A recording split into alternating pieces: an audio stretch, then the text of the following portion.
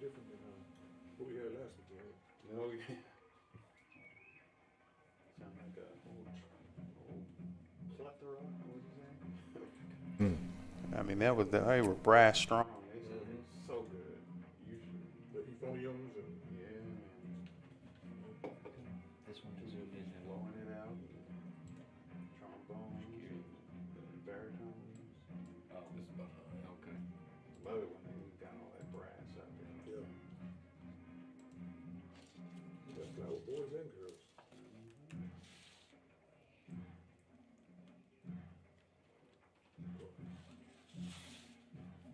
That's flower the flag boy. I guess that's a boy. Straight away.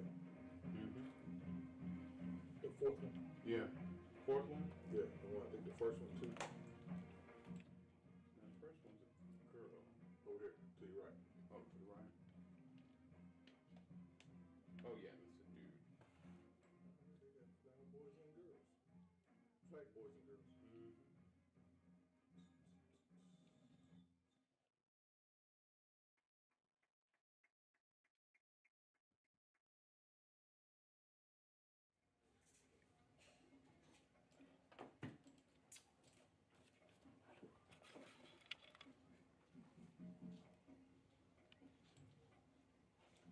Much quieter way to get to the bench than last week. Last week was so cool. So.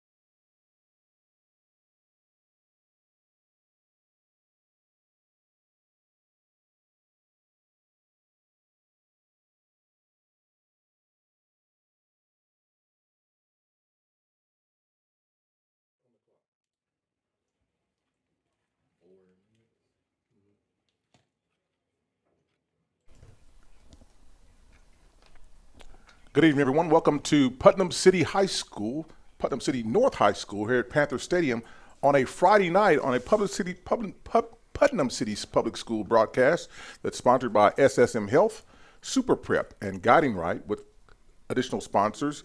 Love Student of the Month, Transformation Learning Center, Northwest Expressway, Super Prep, Perry Publishing Broadcasting Company, Dwayne Doolittle, Mr. Max here on a Friday night, overcast, Northwest Oklahoma City. It's a cooler night. We're here in tight, confined spaces for this matchup between perennial powers, if you will, larger schools here in the area.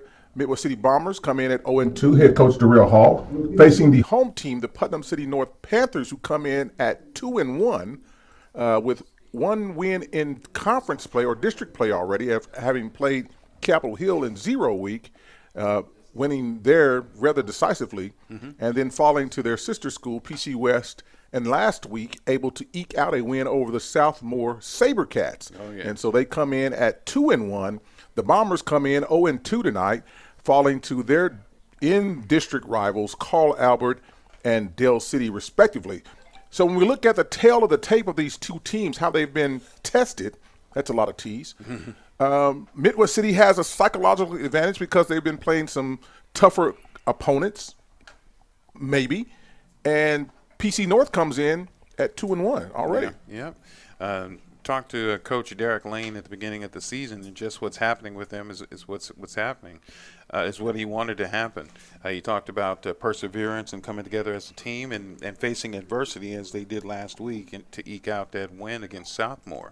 So they're doing as planned. Mm-hmm. And we'll see how they do against, like you said, a perennial power, even though they're 0-2 right now. Midwest City is never to be trifled with, and they all know that. Like I said, they know each other, and this should be one heck of a matchup tonight. Yeah, Bomber Magic may be in play tonight. We don't know yet. We'll see. As the captains are meeting now at midfield, it appears as though Midwest City will kick to start the game off, as the Putnam City Panthers will go on offense first with quarterback Josh Lombard, a sophomore, finding his way, navigating his way through this head coach Derek Lane's system, with Kamarion Jones also out there as a DB and a wide receiver. Mm-hmm. Those are some names that we'll look forward to. Featured players of the game are brought to you by Super Prep. The featured players by Super Prep is a premier sports outlet featuring the very best in high school and college student athletes in the city, state, and nation. Super Prep can be found on CBS Sports Radio 105.3 and social media at Super Prep OK. As the Panthers now come in as the flags circle the field, 1 minute and 2 seconds remaining on the pregame clock as the officials are meeting in the middle of the field to get last-minute instructions and ready to go. Our officials tonight are certified by the Oklahoma Secondary Activities Association. Referee tonight, Ernie DeBernard. Umpire, Rodney Harding. Head linesman, Craig Bradshaw. Linesman, Terrence Coleman. And back judge, Kerry Massey. We'd like to thank the officials for their contribution to high school sports, because what they do makes sports official. So we're all saddled up, ready to go here on this night as the Bombers come in looking to right the proverbial ship, if you will, as they get ready to go into district play on next week. Mm-hmm. This, again, is a tune-up game, a non-conference affair. It just counts for bragging rights and seeing where we are along the way. And so we're here with you. We thank you for joining in on the streaming app, PPBC TV. You can download it at the Apple Store as well as the Google Play Store. And so we thank you for joining us tonight here on a Friday night.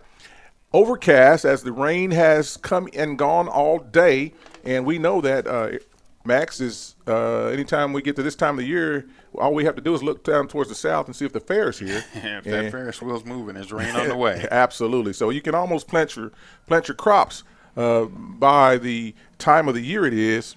As the Bombers are prepared to kick off here, David Arriga, the kicker for the Bombers, kicks the ball deep and looks like it's going to scamper into the end zone for a touchback here. And we'll first set the offense for the North Panthers. So keys to the game. The Panthers want to get off quick, strike early, strike often, get Midwest City back on their heels.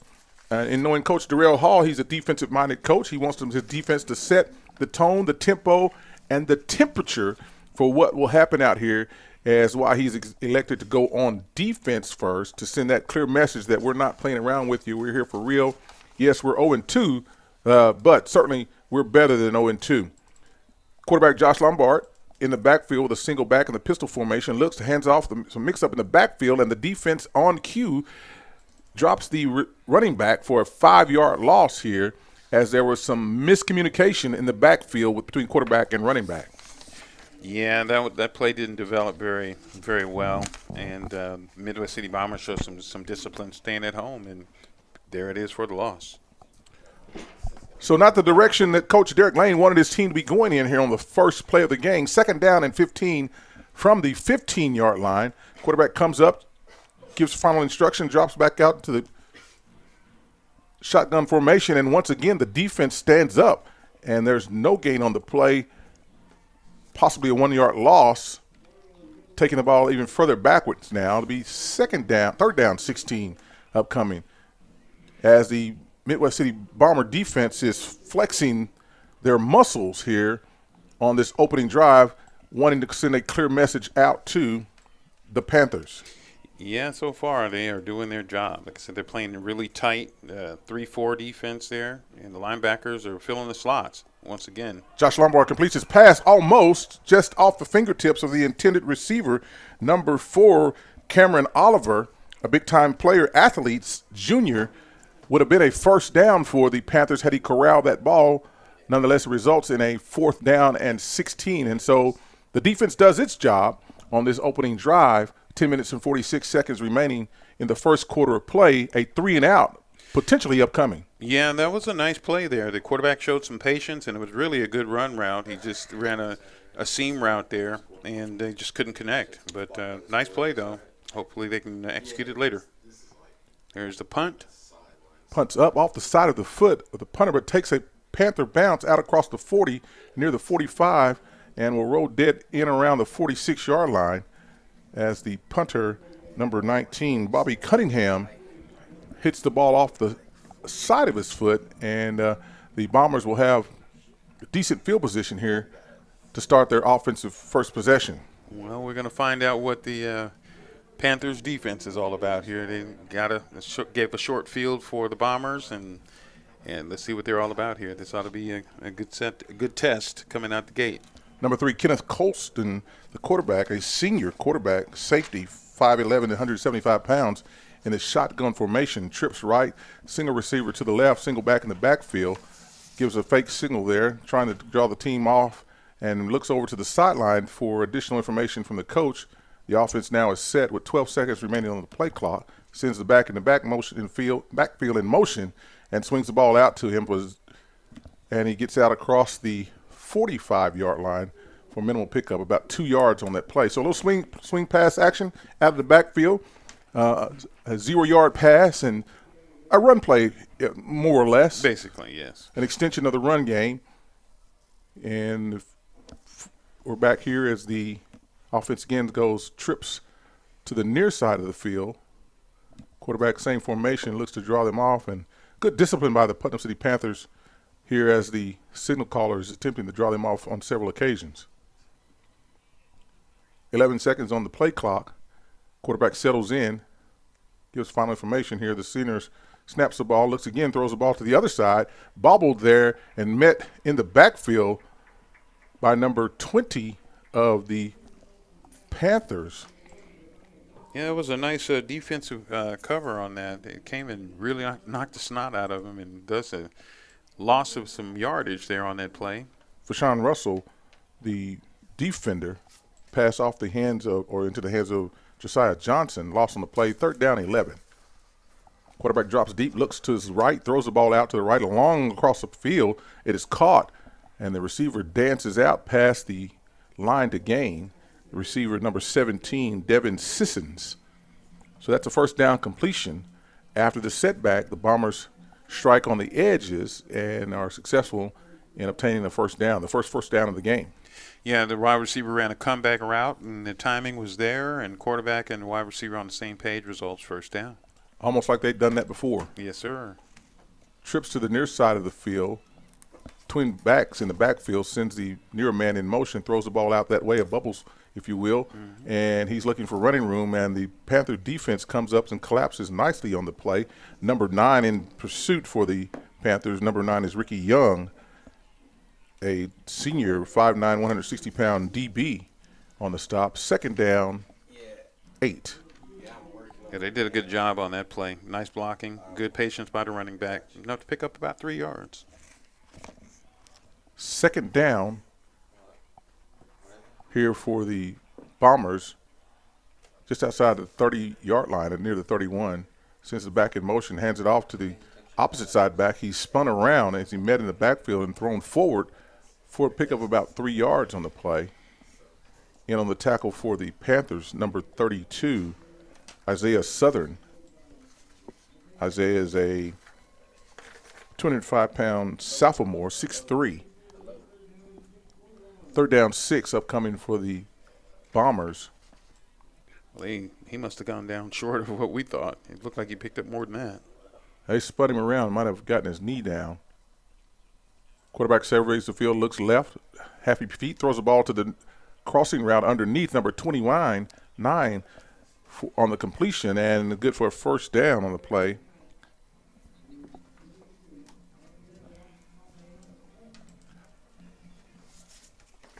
Yeah, that was a heck of a play there. Number 29 is Lavayette. So 1st and 10, again for the Bombers, who have moved the ball, eking out 2 first downs on this possession that they took over at about the 45-yard line. Delay handoff here for 29. He gets a gash and an open hole into the end zone, reservations for 6. Yes, sir. And just like that, the Bombers take the lead. Lavalette on the ball carrier. 6 points on the board for the Bombers here, striking early on their first possession of the game. That was just some great execution and just flat-out speed. Once he hit that A-gap, it was a wrap. He was done. Got down past the linebackers and smelled goal line. That's a heck of a run. This touchdown is brought to you by First Security Bank. And First Security is a proud sponsor of Putnam City Public Schools broadcast. If you're looking for a bank to help you make your dreams of becoming a homeowner or a business owner come true, let First Security Bank help you make it a reality. First Security Bank is a member of FDIC. So the extra point is up, and it is good. With 7 minutes and 28 seconds remaining here in the first quarter of play, the Bombers, the 0-2 Bombers, have taken the lead over the 2-1 Panthers. We'll take a quick break, come back on the other side with more information, and wrap up that scoring drive for you.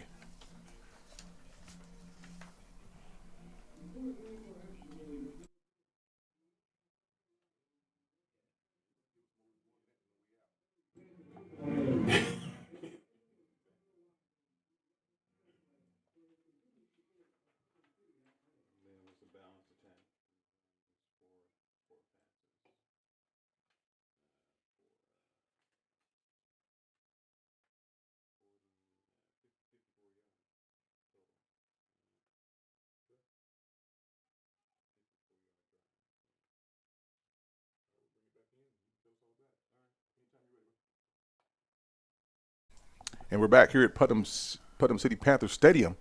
This scoring drive recap here as the Bombers have taken the opening lead here at 7:28. What did they do on that drive, Mr. Max? Well, we're talking about a balanced attack here. It was a 7-play drive, sustainable drive, which is what you want to see. Covered 54 yards, capping it off with a 34-yard scamper for a touchdown. As the ensuing kickoff goes into the end zone, it'll be 1st and 10 for the Panthers at the 20-yard line. And so the Panthers went backwards on their first drive, and the Bombers went forward on their first drive into the end zone. Yes. And so I'm sure Coach Derek Lane has coached up his team. He knows that these guys across the other 0-2, but they're a much better 0-2 team than maybe some of the teams that they've already seen, that the Panthers have already seen. Bombers did make it into the playoffs on last season. And so Coach Hall comes in here as the third leading winning coach in the history of the Bomber program, as we have our first flag of the night on the field. Well, Midwest City's got a young team. They lost some upperclassmen, but they're showing perseverance tonight. They reshuffled some players, made some reassignments, took a running back and made a quarterback out of him. Mm-hmm. And we'll see if that's going to pay dividends for the Bombers, as the call on the field is holding against the Panthers. That'll back them up 10 yards. It'll be 1st down and 20. So on the night when your offense isn't going forward yet, you need to minimize as many times you can the hankies on the ground. 1st and 20 at the 10.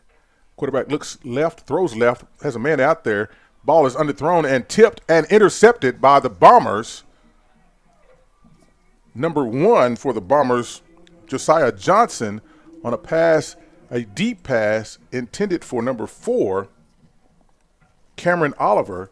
And so the ball goes over to the Bombers. Yeah, there was some nice coverage on that. He just didn't get enough air under it. And the wide receiver had beat his coverage.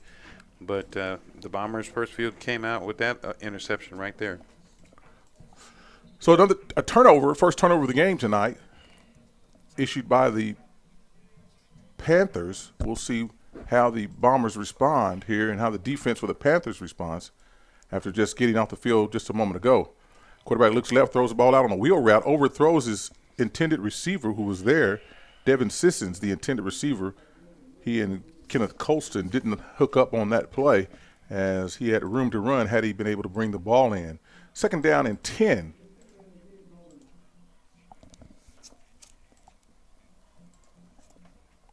Fans are starting to file in on both sides of the field here on this moderate night where the weather is going to get out into the upper 70s and lower 60s by the time the game concludes. Run play, RPO there, and it's snuffed out. Maybe a pickup of 6 inches. Lavalette Yes. on the run, minimal gain there. Gave him about a yard out of that. 3rd down and 9. Make it 8. 3rd down 8. Pickup of 2 on that play. Yeah, tough 2 on that run. The Bombers look like they came prepared tonight. Twins left and right, single back in the backfield with the quarterback in shotgun formation. Quarterback surveys the field and runs, brings out of there. There's a flag is thrown in the backfield. A nice block there for the quarterback who runs out of bounds just inside of the 50-yard line. That flag usually indicates a holding penalty as the quarterback was scampering and the bigs didn't want him to get his uniform dirty, and they reached out and grabbed just an extra piece of garment. Yeah, I guess they were protecting his blind side. He's farther away from him than he thought, but it's better to err on the side of keeping your quarterback safe. Yeah, keeping him up, keeping clean. Yes, sir. He had already escaped the pocket, so that hold was behind the play, but nonetheless, that penalty goes against the Panthers, is declined, so that'll bring up 4th down. A good bit of gamesmanship there being played by head coach Derek Lane to decline the penalty as the quarterback wasn't able to break loose and obtain enough yardage for the 1st down. So after the turnover, the Panther defense holds, and the punt formation, as the Bombers come out in punt formation now, the punter fumbles the ball, it's loose. It's picked up and fallen on by the Panthers as number 61 of the Bombers, Cochran, wasn't able to corral that. So just like that, back-to-back turnovers by each team, and I believe the Panthers are all the better for this as they have now flipped the field. Yeah, in a major way. They would be starting on their own 35 now. They're probably going to end up, on the 33-yard line? On the 34-yard line 34, there. yes. So 1st and 10 for the Panthers after the turnover. Quarterback Josh Lombard in for the Panthers at quarterback. Shotgun formation and a false start on the offense as number 94 didn't hold his water. So that'll back him up 5 yards, and it'll be 1st down and 15 now. Those are those penalties that coaches hate. Those no clock moving pre-snap penalties. They hurt so badly. On the 1st and 15 play, the Panthers go to the run option. Number 2, Milton Alford, one of those names we've set out to watch, picks up nice yardage on the play, pick up about 7, almost 8 yards. So it's 2nd down and 7 upcoming. And if it worked the first time, it don't work again. Same play, similar results. Pick up on the play of about 3 yards. Now we're 3rd down and manageable. 3rd down and about 5 for the Panthers, who are looking at tempo and going a little faster. The quarterback has the play, backs out, and as the defense gets set, looks off, hands the ball off again, this time around the right side, and the ball carrier, number 2, Milton Alford, has picked up enough yardage for the 1st down. I believe that's the first down of the night for the Panthers, and they're looking to have some momentum going here themselves here as about 5 minutes and 26 seconds remaining in the 1st quarter of play. Well, that offensive line is getting quite a push now, so that's a good sign for the Panthers. Keeping it on the ground. Milton, again, the ball carrier. Mm-hmm. As I survey the defense, the Bombers are deploying a pro split with a 3-man front. So the linebackers have to come up and fill A-gap and B-gap, respectively. And so there's a lot of communication going on. Three down linemen, 3 linebackers, 5 DBs, an all-the-time nickel package, if you will. And so the Panthers are having some success in the run game. And Milton again gets out, runs, tackled on the play by number 1, Josiah Johnson, after a pickup about 2 yards on the play. So 3rd down, 9. A little bit longer than what they wanted, but we're going to see what they're made of right here. Sporting a 2-1 record, this should be something they're used to seeing. Quarterback sends the man in motion, throws the ball, flips the ball off to the forward, and that is a pass as he looks to stretch the field and pursued nicely by the defense of the Bombers. Number 4, Elam couldn't turn the corner, and so he's going to lose yards on the play. It's 4th down and 11. So decision time for Coach Derek Lane and the Panthers here with 4 minutes and 8 seconds remaining in the first quarter of play, and the offense stays on the field. Quarterback Josh Lombard looks over the defense and looks to draw them off, and exactly that's what he does. So now it's 4th down and half. Be 4th down and about 5.5 yards to go for the first down. And that's always a good sign now when you can get the defense, who should know that this is what you're trying to do, to jump offside. So that's just a little, disciplinary issues, wanting to go fast, being on to make a big play, and didn't hold his water. Yeah, they took advantage of their aggression, but that's okay. It's a manageable 5, and now the defense has got to earn their keep, as they say. So it looks like the Panthers are looking to draw them off all the way here, and they do get the snap out. The quarterback hands the ball off to the running back around the end, the left side. He's looking for running room and gets out to the line to gain. Number 5, Kamarion Jones, the ball carrier, is able to string that play out far enough to the left side of the field, and it results in a first down for the Panthers inside of the 10-yard line. It'll be first down and goal from the 9. That was a heck of a play. He turned on some speed because considering that the Bombers have some outside speed out there with those linebackers and all those DBs out there. So that was a great play there. Panthers were able to outflank them to that left side of the field and use that against them as the running back tries to reverse field, but those speedy Bombers are there, led by number 7 of the Bombers, Quaylen Pennon. Loss on the play out to about the 13-yard line. Second down and goal from the 13 for the Panthers, who are doing the two-step. One forward, two steps back. 2 steps backwards here. Second down. Lombard again hands with a razzle-dazzle, a reverse play. The Bombers are there initially, but the running back, Cameron Oliver, is able to pick up positive yardage on the play. So when the regular play doesn't work, the regular doesn't work, go to your bag of tricks on a reverse, and now the ball is down near the original line of scrimmage, just inside of the 10, 3rd down and goal.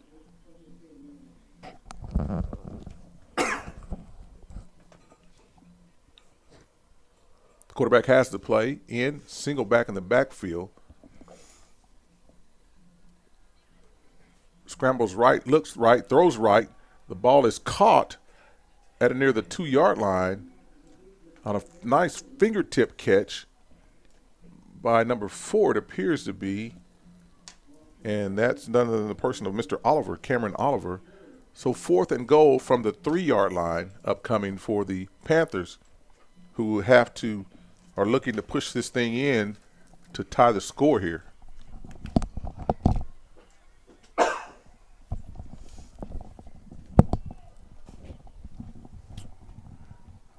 Plays in, the quarterback sends a man in motion, hands off to the running back up the middle, drags himself up, and the referee throws up both hands indicating touchdown for the Putnam City North Panthers. Number 5, Kamarion Jones in the end zone for the Panthers, and we'll await the extra point as we are potentially tied here, as both teams have found the end zone in this first quarter of play. That was just PC North there, just imposing their will with their offensive line, and they did a good job on this drive. So the Panthers are able to capitalize off the turnover, the fumbled snap from the punter, who wasn't able to corral the ball in, and they were able to take it into the house. The kick is up, and the kick is good. This touchdown is brought to you by First Security Bank. First Security is a proud sponsor of Putnam City Public Schools broadcast. If you're looking for a bank to help make your dreams of becoming a homeowner or a business owner come true, let First Security make those dreams a reality. First Security Bank is a member of FDIC.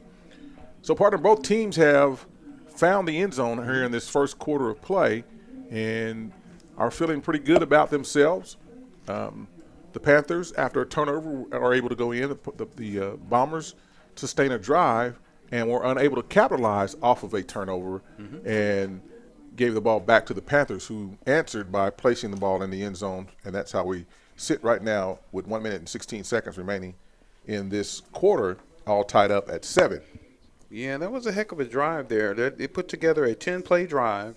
They relied heavily on their running game. They only had 2 passes that time, so they really imposed their will, max protection there for the running back, and those running backs got out there, including the quarterback, and really took advantage of that offensive line with the push.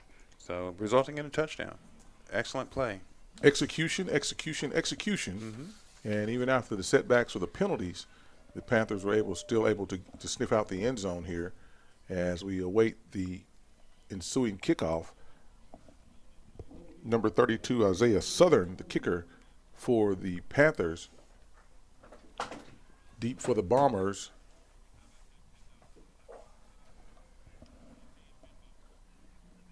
Number 23, Brandon Dixon.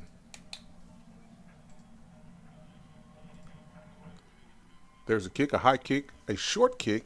Dixon runs up and receives it at the 10, looking for running room, moving people around, and runs up the back of his own player out near the 30-yard line. And that's where the Bombers will take over here with 1 minute and 11 seconds remaining in this first quarter of play here at Panther Stadium in far northwest Oklahoma City on September 15th, a cool, overcast night, comparatively speaking, to the other 105s and beyond that we've had in the past. So we're settling into some pre-fall weather, and that's go time for football. It won't be long now before we start breaking out the hot chocolate and the earmuffs. Being glad for being in these booths, yes. Yeah, wishing we were back to summer. So there's a timeout on the field taken by Coach Derek Lane, who wants to talk things over with his defense as the Bombers have had some success on the offensive side of the ball. You're listening to Putnam City Public Schools broadcast sponsored by SSM Health, Super Prep, and Guiding Right, Inc. Sometimes after a hard-fought game, a player needs the services of sports medicine specialists, and those specialists at SSM Health have a great team to get a player back into the game from injury. Thank you, SSM Health, for partnering with us to bring you the sights and sounds here of Putnam City Schools football here on a Friday night. Dwayne Doolittle, Mr. Max, Rashawn, and Taz here with you. The production and the cameraman, and man, we're just doing the thing here. We're a tight-knit community and a tight-knit family, all cooped up in this 6x8 room. That's all right. We're having all the fun we can handle. I think this is where Joe Buck got his start. So it's all uphill from here. So we're back to action here as the Bombers hand the ball off to number 5, Jalen Woody, for a nice pickup on the play. Pick up about 5 yards. So it'll be second down and 5 upcoming for the Bombers. Twins to the near side of the field. Quarterback hands the ball off to the single back. He reverses field. Number 6 gets hit, and hit hard by number 55 of the Panthers. DeMar Davis said hello, but not until after a first down yardage had been picked up by Darion Rogers. So it's 1st and 10 for the Bombers at the 40-yard line. The Bombers look to go quick. Got a running back, hands off, picks his way through. Number 6 again. He's ping-ponged around out across the 45-yard line near the 46-yard line. So a good pickup there of about 6 yards on the play. And second and manageable upcoming for the Bombers. This will be a nice time to sneak one over the top as the defense now starts to collapse as there's a single safety in the middle field. This must have been why Coach Derek Lane called a timeout. He knew that the Bombers were probably going to pick up the tempo a little bit, and not only that, just start running the ball. And he's out conferring with them once again, trying to help them tighten some things up. And and not get taken advantage of. Absolutely. That's the end of the first quarter where we're all tied up. Just like we started, the Panthers of Putnam City North 7 and the Bombers of Midwest City 7 here on a Friday night at Panther Stadium.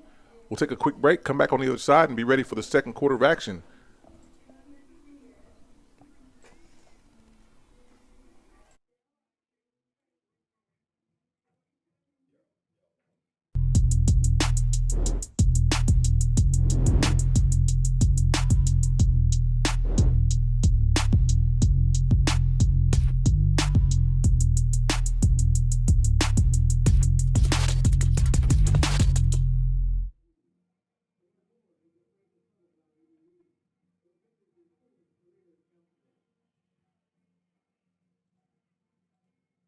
Second and what? And after the timeout or the change of quarter, second down and 6 on some razzle-dazzle play. Number 6 breaks through. He's still on his feet out across the 30, still on his feet. Another breaks another tackle inside of the 20 and knocked out of bounds near the 15-yard line on a heady running play by Darian Rogers, who took that thing over 20-some-odd yards there after being hit on several occasions. So he racked up the yak because he had yards after contact in abundance. Yeah, you look days of Mike Allstott taking all that punishment up the middle and continuing down the side and flexing some speed as well. Nice play. First and 10 Bombers at the 19-yard line inside the red zone. Number 29 bounces the ball to the outside. Nobody there but the end zone, and he finds his way into it for the touchdown. And so the Bombers strike back after the Panthers answered and now lead 13-7 with the extra point upcoming. Well, just like we expected an explosiveness from the Midwest City Bombers, and they're certainly showing it and displaying it here tonight on offense and defense. This touchdown is brought to you by First Security Bank. So the extra point attempt is up, and it is good. And just like that, the Bombers retake the lead with 11 minutes and 30 seconds remaining before halftime and lead over the Putnam City North Panthers 14-7. We'll take a quick break, come back and recap the scoring for you. On the other side, you're listening to Putnam City Schools broadcast sponsored by SSM Health, Super Prep, and Guiding Right. We'll be back after a quick break.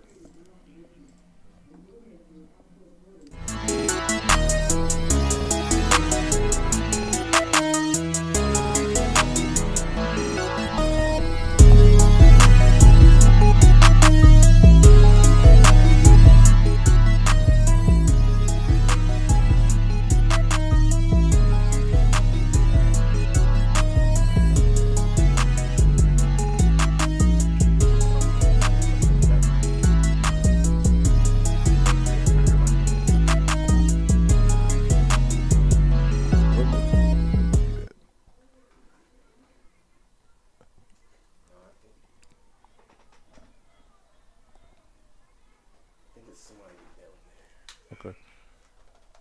Do we have external sound? Do we have external sound? Nope. It's a bunch of little kids. Okay.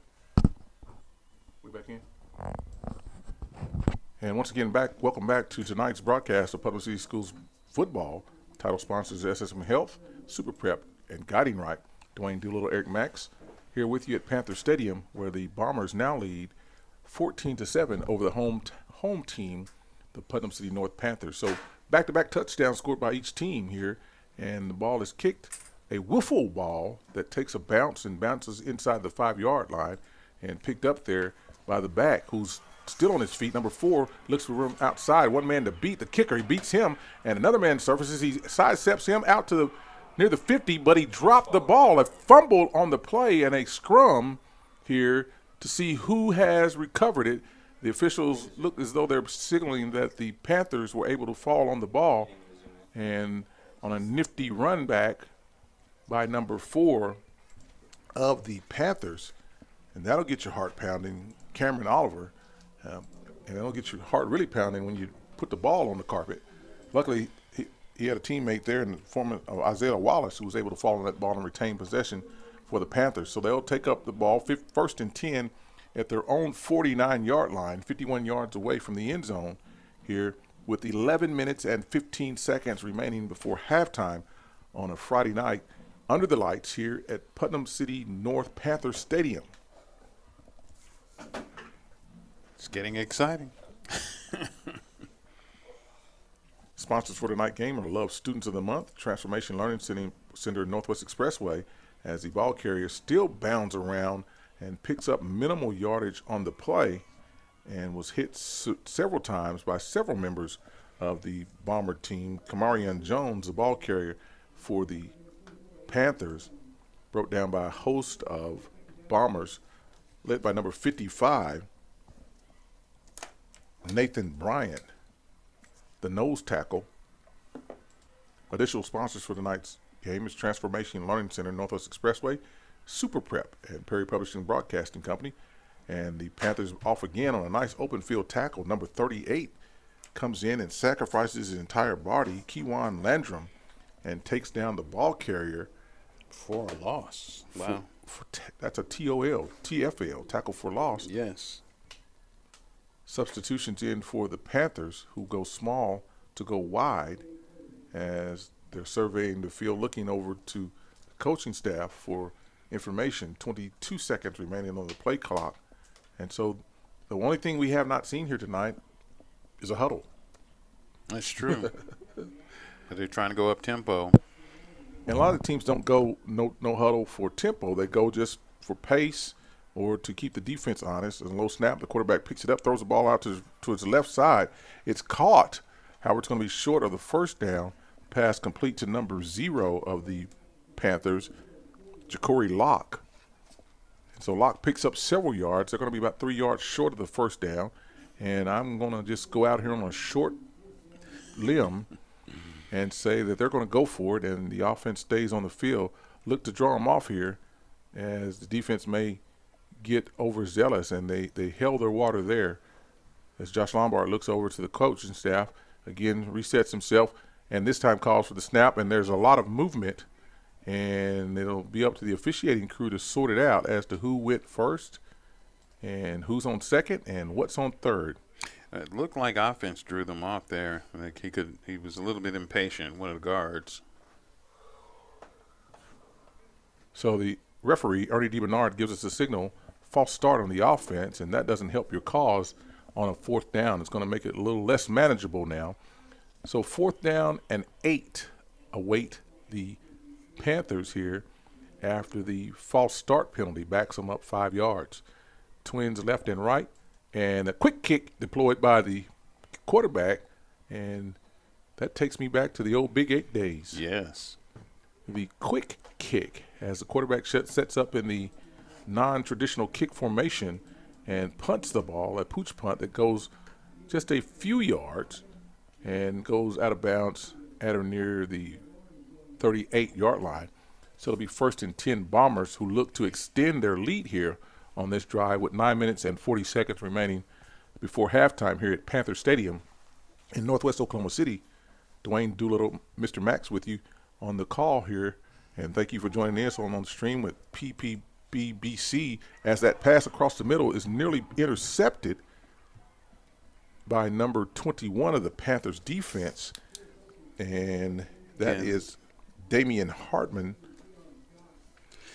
It could hit him in the worst place too, in the hand. Yeah, right in both of them. I think he was looking at all that green in front of him. He would have taken that one to the house. That was a pick 6 waiting. He was looking at something that was not there, waiting for it to materialize, and it didn't come to fruition. So 2nd down and 10 await the Bombers here after they survived the ball nearly being intercepted. Go back to the run game. It's been working well for the Bombers, and this time not so well. They'll pick up about 2.5, 3 yards on the play as number 5, the ball carrier, Jalen Woody, brought down by the interior linemen of the Panthers, including middle linebacker number 55, DeMar Davis.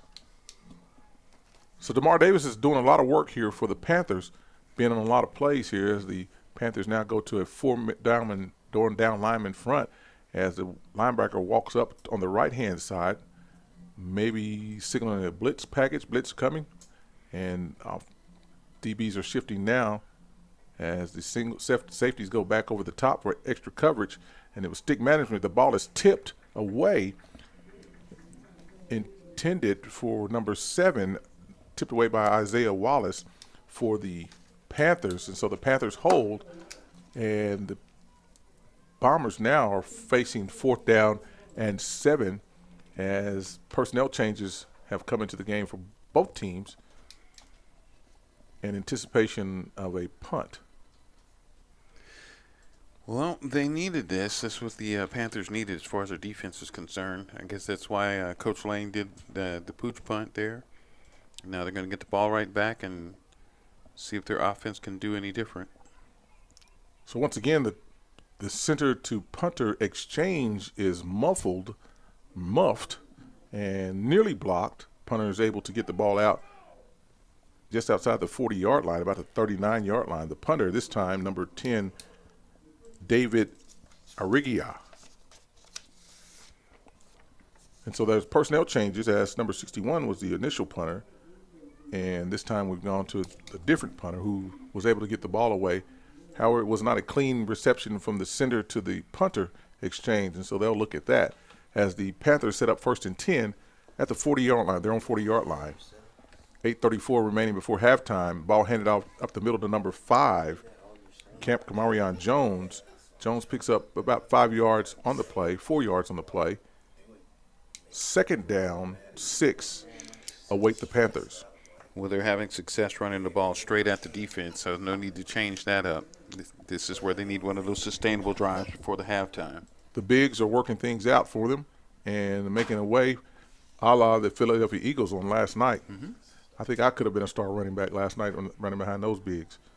Pass thrown out to the left as a quarterback out to his right, and it's dropped there immediately, and there's a flag on the play here, as there may have been some contact at or above the shoulders on the defense, waiting to see the preliminary indication here from our referee, Ernie DeBernard. It was a nicely executed play, though. Pick up of about almost to the sticks. Ineligible receiver downfield, so Wow. the wideout must have been covered up, and the pass crossed the line of scrimmage, therefore making it an ineligible downfield. Right. So 2 times you can go downfield is the pass is in the backfield, and if you're not covered up, Right. you're eligible by number and position. And so that pass was thrown a little further upfield, causing someone to be out of place there.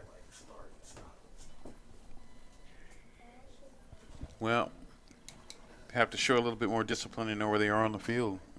A high snap gets over the quarterback's head. He corrals the ball, but he's met by a host of Bombers there in the backfield and tackled for loss again. In on the play for the Bombers, number 90, in the person of Hakeem Alawaku. Not going to try that one again. 3rd down and a lot. We could ask the quarterback. I bet he can pronounce it after being sacked. Yeah, he knows him. He knows him very well. Knows him well. So 3rd down and 19 await the Panthers, who have gone backwards on this drive. Quarterback looks to his left, scrambles to the right, throws the ball after being hit, and the pass is intercepted by the Bombers, and they'll take over on their side of the 50-yard line, inside of the 45.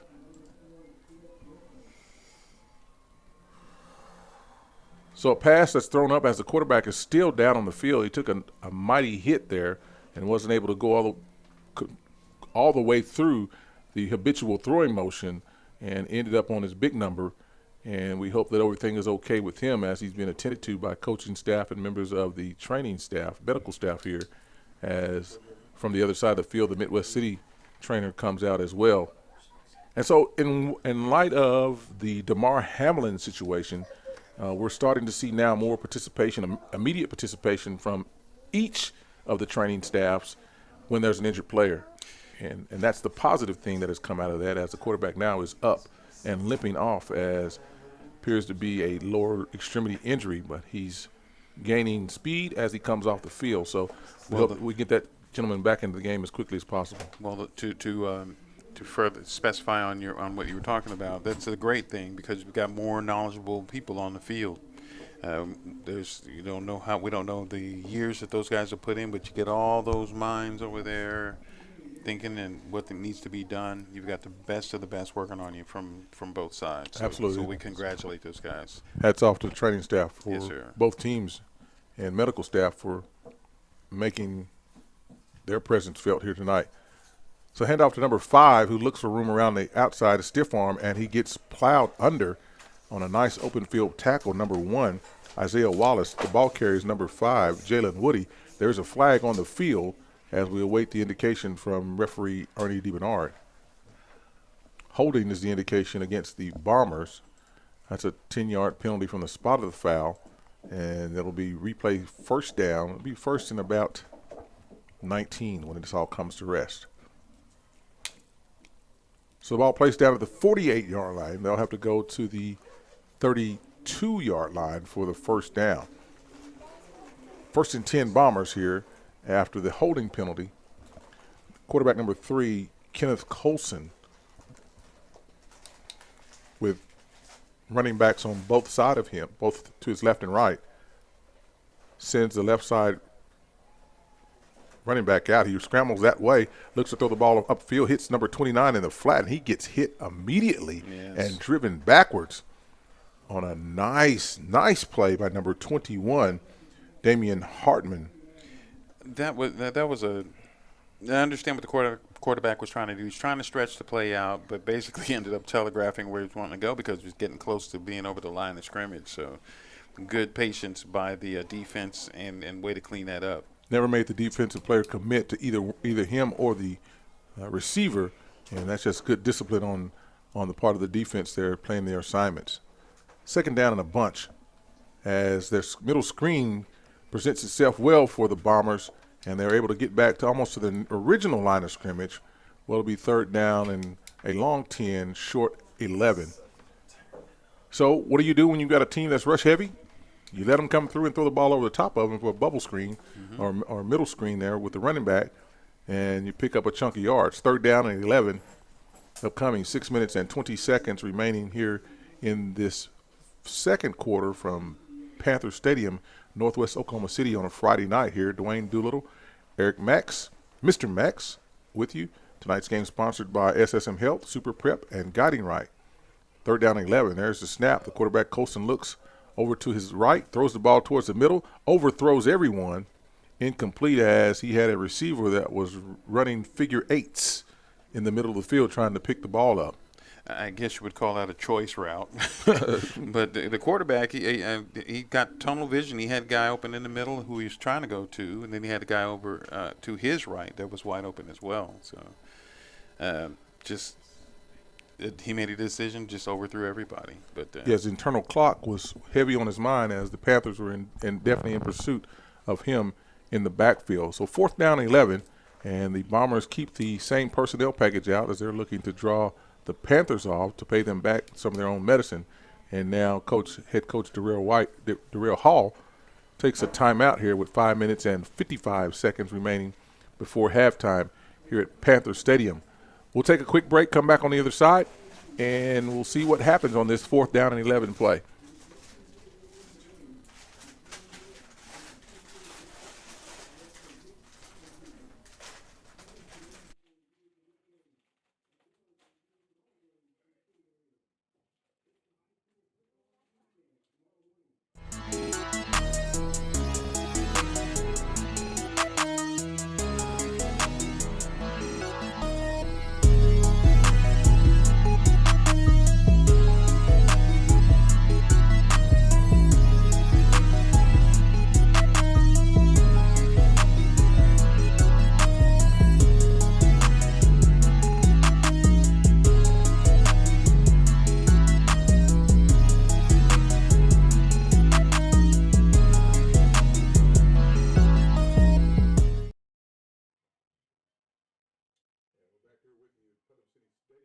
Timeout.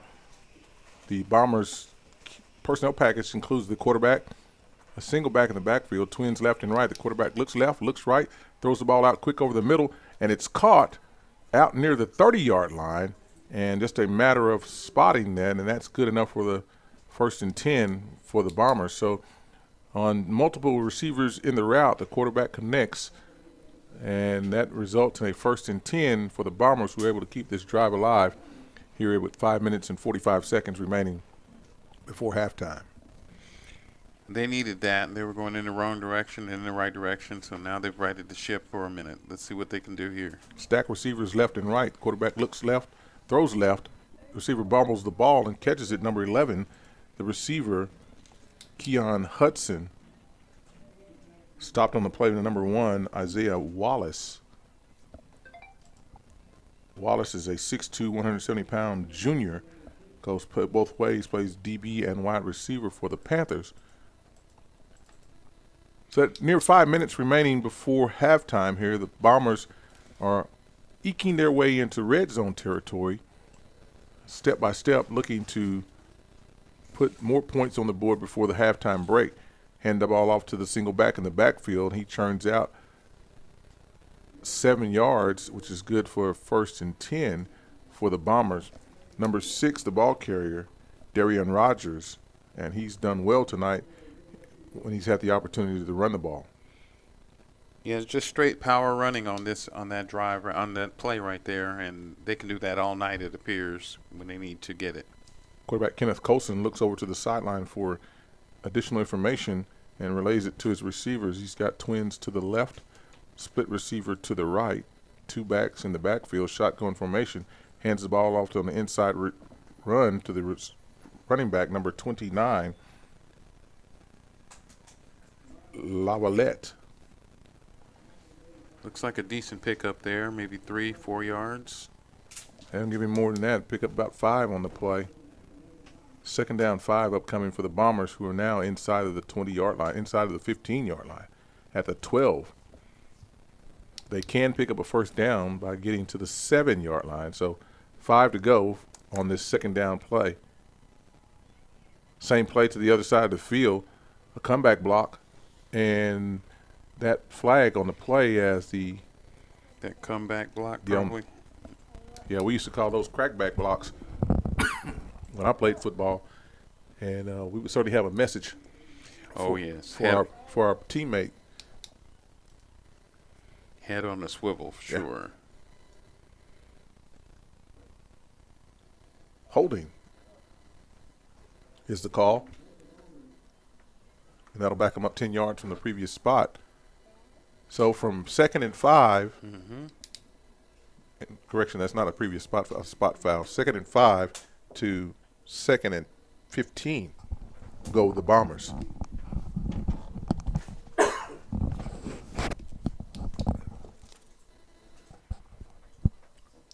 Colson looks, hands the ball off to the running back on the right side for minimal gain. Woody, the ball carrier, stopped by the interior lineman of the defense, as well as the supporting secondary. Number 20 comes up in support. Vashawn Russell assisting on the stoppage for the Panthers. 3rd down 10 for the Bombers, who had been going the right direction, and after the holding penalty found themselves with some work to do. Just put a bookmark by that as they went for it on 4th down in the previous on their previous 4th down attempt. The quarterback keeps it this time, Colson around the left side. One of the first times we called his name tonight as a ball carrier. And he picks up about 4 yards on the play. And so 4th down awaits the Bombers here. Decision time for them as the defense has stiffened. Yes. And so if I'm Coach Derek Lane or the defensive coordinator, I'm saying hold your water, as they will probably attempt to draw you off sides and make sure that we're making smart choices and watching all of our keys and don't find ourselves in no man's land. Well, and you want them to be rewarded for what they've done during their defense here. They've stiffened, like you said. They've been allowing some yards, but they're making these guys use some time, some plays, and some energy to execute their plays. So we'd like to see, I'm sure Derek Lane would like to see his defense be rewarded for their work that they've been doing. So the play clock runs down inside of 3 seconds, and the Bombers are still in the huddle. Imagine they will take the timeout, and they do just that with 2 minutes and 7 seconds remaining in the half. And so, partner, Yes, sir. The Bombers look to stretch the lead as they will have the ball to start the second half and limit the touches for the Panthers, who now find themselves down by 7. Should they hold here and go on to score, we're all tied up again. However, if they don't, then they find themselves in a 14-point deficit, and their offense has not lived up to its full potential tonight. Yeah, that's something Derek Lane will definitely be talking to his team about, regardless of what the outcome is. It is just some more consistency, and one of his themes of picking each other up for what they're doing and holding each other accountable and being responsible as a team. So it's one of those deals where, whatever they do, we know what the message is going to be at halftime. They're not 2-1 for no reason. It's not by accident. So. Absolutely. Keep in mind that on the last play on offense, the quarterback was hurt as the kicker has come out for the Bombers now. So the decision has been made by Coach Darrell Hall, and he sends his kicker out, and the kick is down, the kick is up, and the kick is straight through the middle. And so the Bombers put up 3 more points now and lead now 17-7 over the Panthers here on a Friday night at Panther Stadium. Dwayne Doolittle, Mr. Max, here tonight when the game's sponsored by SSM Health, Super Prep, Guiding Right, and those 3 points are brought to you by First Security Bank. First Security Bank is a proud sponsor of Putnam City Public Schools athletics. If you're looking for a bank to help you make your dreams of becoming a homeowner or a business owner come true, let First Security Bank make your dream a reality. First Security Bank is a member of FDIC. And so the Panthers defense stiffens and limit the damage to only 3 points, and so still find themselves down by 2 possessions. Right. But it's not as untenable as it would have been if you had been down by 14. Well, there's still time here before halftime. If they, we've seen some exciting things happen right before halftime, so it's a possibility they could still, build some momentum at going into halftime, and so they could build on that to come out. But that was a smart decision, I thought, by Coach Hall. Is it right? Coach Hall, right, for the Bombers to keep the points moving. Take the points, yes, and keep the momentum on your side, and let your defense go back out and do what it's been doing up in most of the game. So we wait the kickoff here by the Bombers, and the kick is sent high into the air, taken at the 5-yard line by the Panthers, and makes one man miss. He's still dancing on his feet. Number 2 out over the 35-yard line. Number 2 is Milton Alford, and a nice run back after the kick, and it'll set up the Panthers in positive field territory out across the 35-yard line near the 36. So 1st and 10, 1 minute and 54 seconds, and this is where you channel your inner Tom Brady, your inner I've got to do it. Your inner Roger Staubach. Well, yeah. You thought I was going to go Tony Romo, huh? Or Dak Prescott? Hey, man, I'm in cowboy territory. I can't say a word. So Wildcat here by the Panthers, and number 4 takes the ball there, Cameron Oliver in the Wildcat, and he comes up short after picking up about 2 yards and gets met aggressively. He's down on the field now and hurt as he was upended by the defense and sandwiched over. Well, he's one of their key players that everybody on the planet knows is electrifying. So yeah, you've got a defense who's definitely looking at him on every play. I'd like to see them, get some other players involved, and then you can expect a heavy dose of what's his name again? Oliver. Yes, Mr. Oliver there. Kamarion Oliver, you can expect a heavy dose of him when they really need it in the 4th quarter.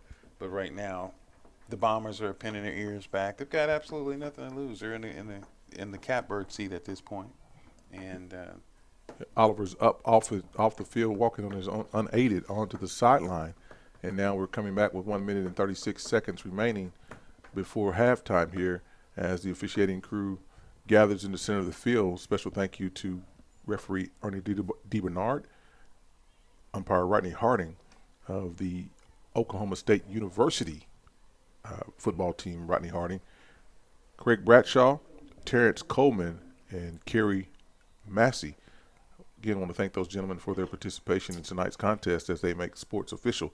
The quarterback under duress throws the ball out to the left, and it is incomplete after he was corralled there. There is a flag on the field, and we'll await that preliminary signal as it looks as though it could go against the defense for a face mask.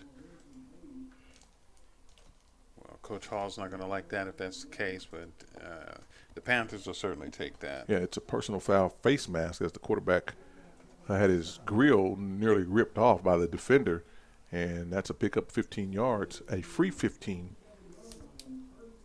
And 1st and 10 for the Panthers, who now move across midfield with 1 minute and 30 seconds remaining before halftime as they trail now 17-7 to the Bombers of Midwest City.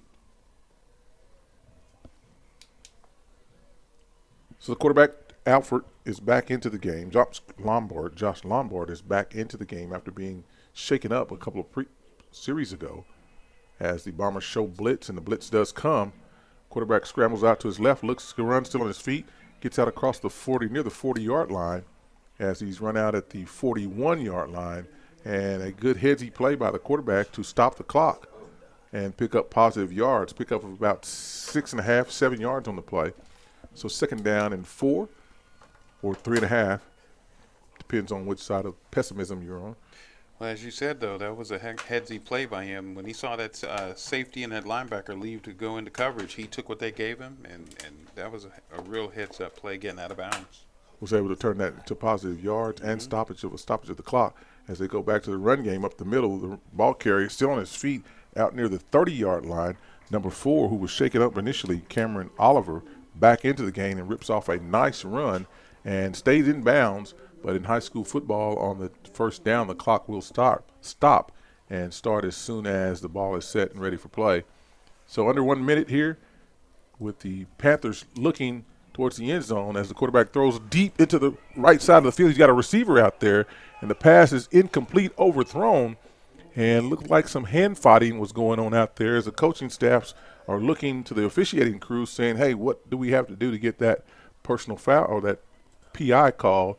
And wasn't enough in the estimations and the eyes of the back judge, Kerry Massey, to put a flag on that. Yeah, it was definitely some hand contact going on there, but I guess they let him play, and that's what you get under the Friday night lights.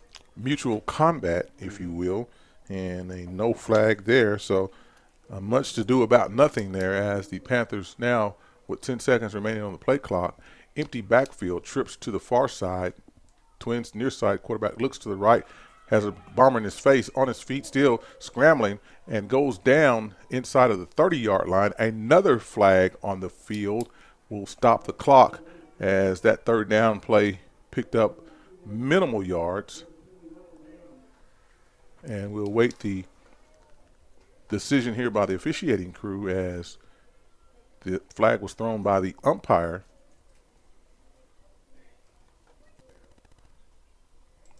So now all 5 officials have joined the huddle to see exactly what's going on here. Some would say they might be asking each other, what are we eating after the game? And I don't subscribe to that theory. Personal foul against the Bombers, and that's going to be another half the distance penalty as the ball is at the 28-yard line. Take it to the 14-yard line, as in high school football, no penalty can take the ball more than half the distance to the goal. So now the Panthers find themselves at the 14-yard line with 41 seconds remaining here and no timeouts.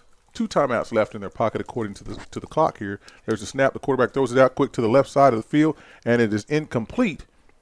And that's not necessarily a bad play because they get to stop the clock here and do it all over again. Quarterback Josh Lombard finds himself limping now as he took a hit there. Comes over now to consult with the coach.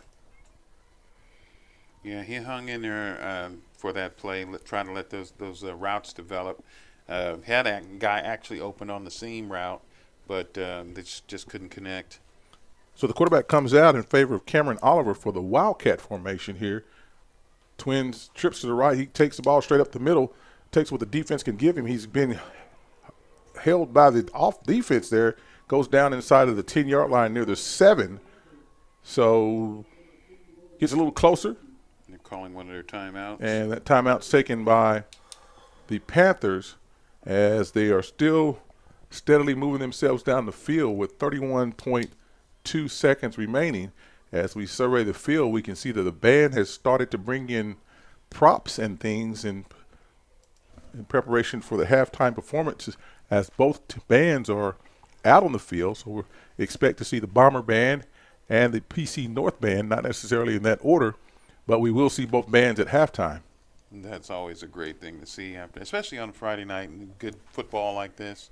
This is really a good game, and the fans deserve a nice halftime entertainment. And so there we have it. We're expecting a guest here for halftime. Site athletic director Ryan Wagner will be our guest as soon as we can get him up here to bring you information about the PC North Panthers and things that are going on here at their campus as they're hosting tonight's football game, a non-district game.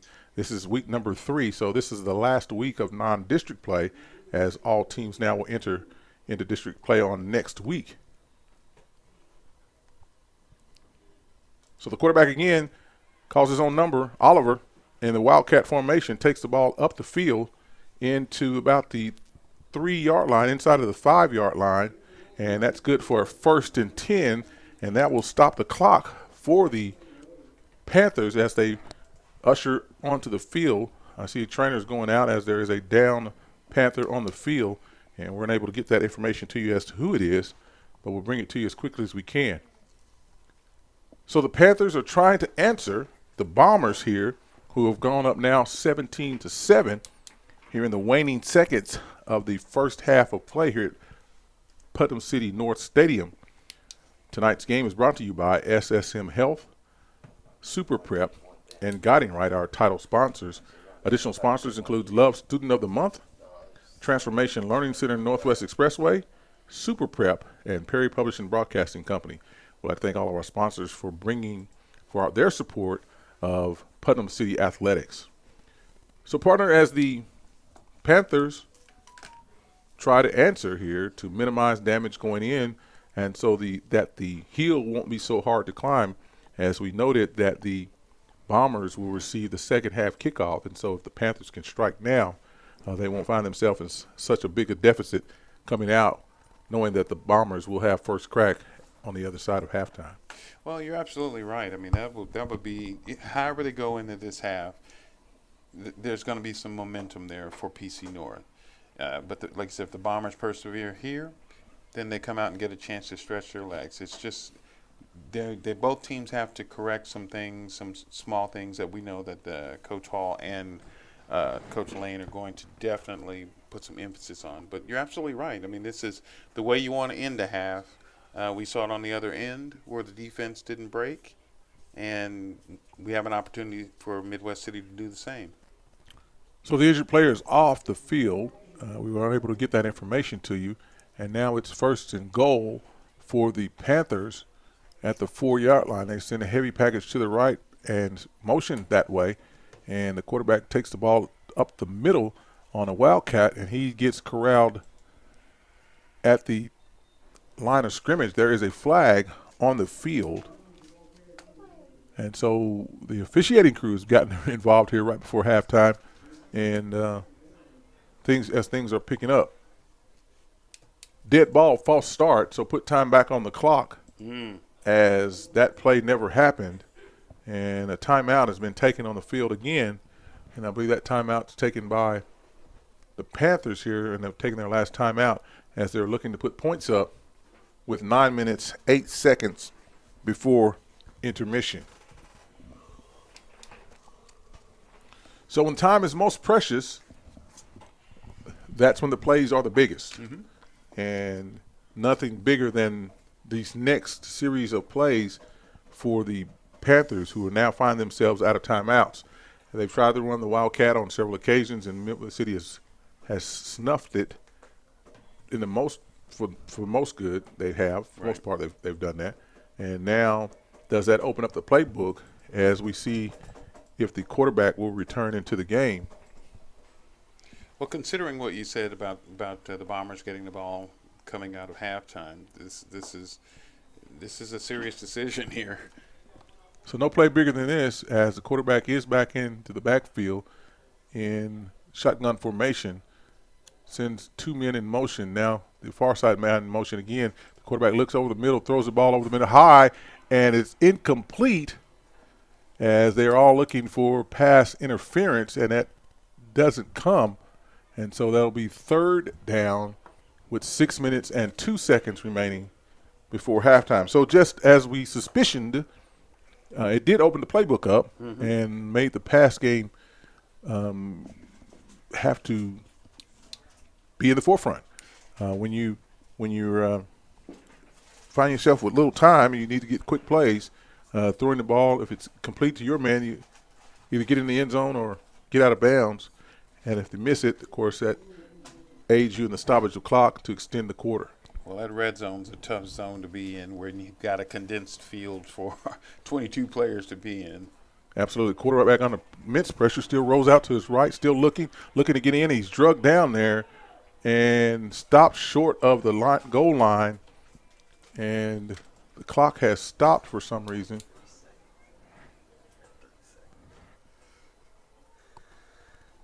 And I don't know why, as the officials are saying run the clock, and that's going to do it.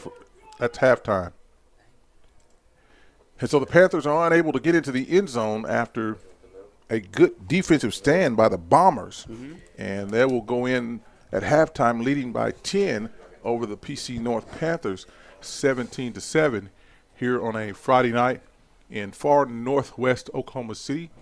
On a beautiful night here, might add, as the temperatures are very moderate as the PC North Band comes out. We're at halftime here.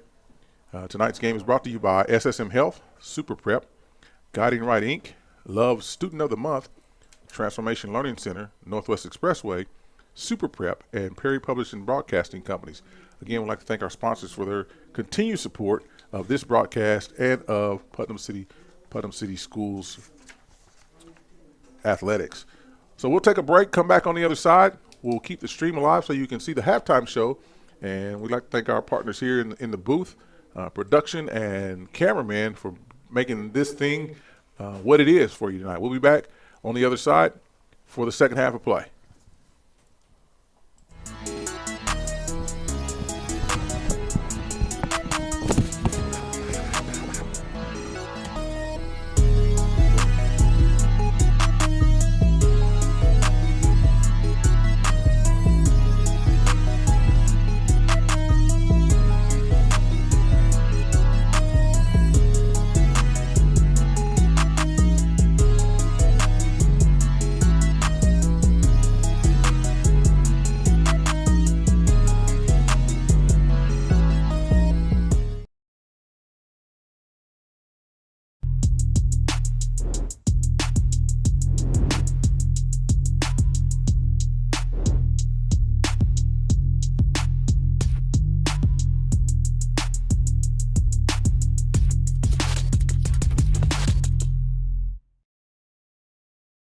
Injuries don't wait. For business hours, now you can be seen 24/7 for sports injuries. Whether you have a sprain or a broken bone, at the SSM Health Bone and Joint Injury Clinic at 13401 Northwestern.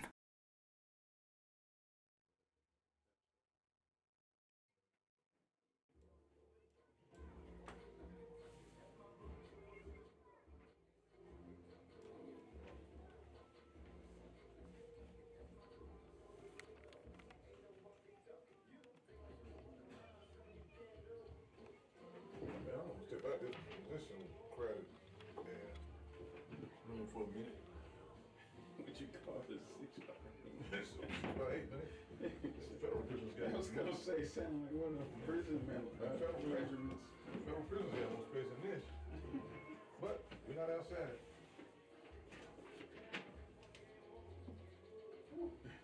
Good job.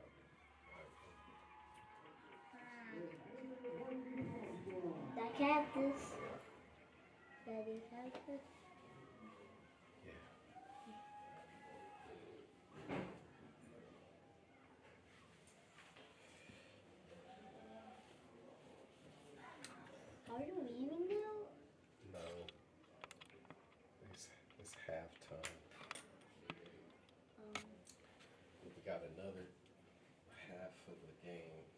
the same time.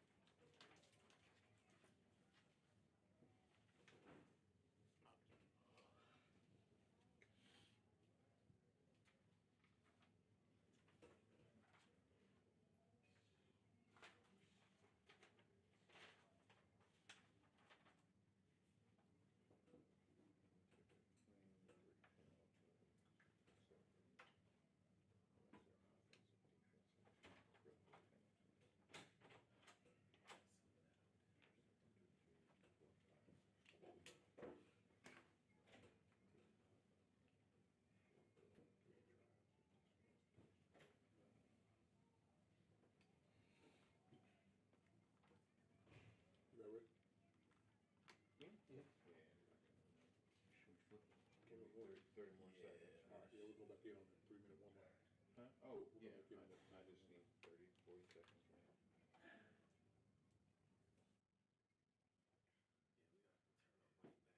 Yeah, we will. Yeah, I know. I was looking for my phone, that's all.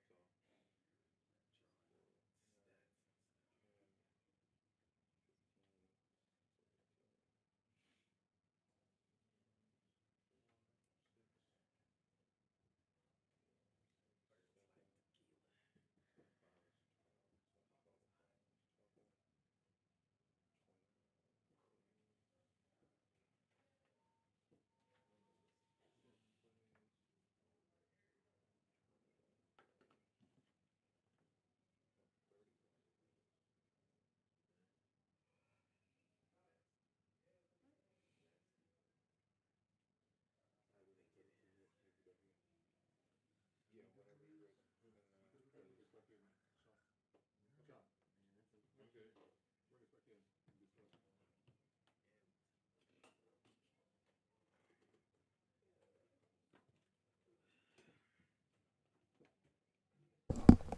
Hit that light whenever you need.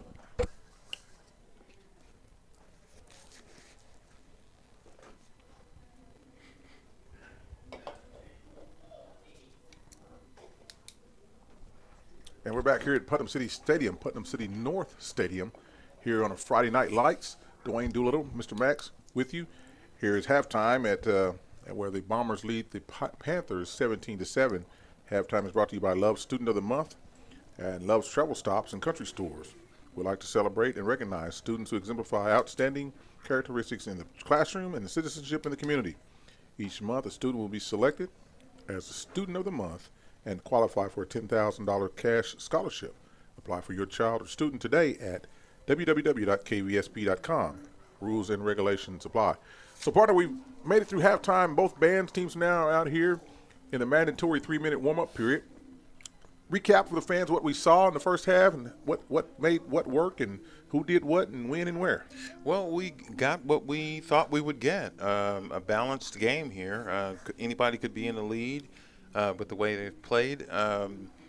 The Midwest City Bombers they totaled 31 total plays. They had 3 scoring drives, 3 out of 6. So their proficiency is pretty well. And then on the flip side there with the Panthers, they had 39 plays.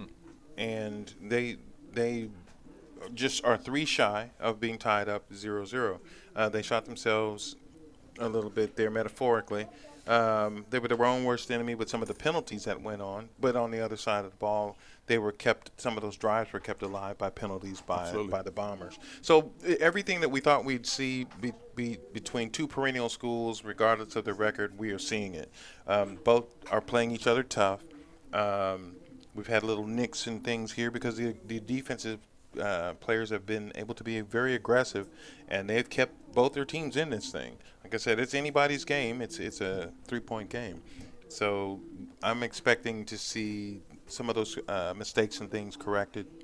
Little jitters. It seems like the jitters are lasting longer this year.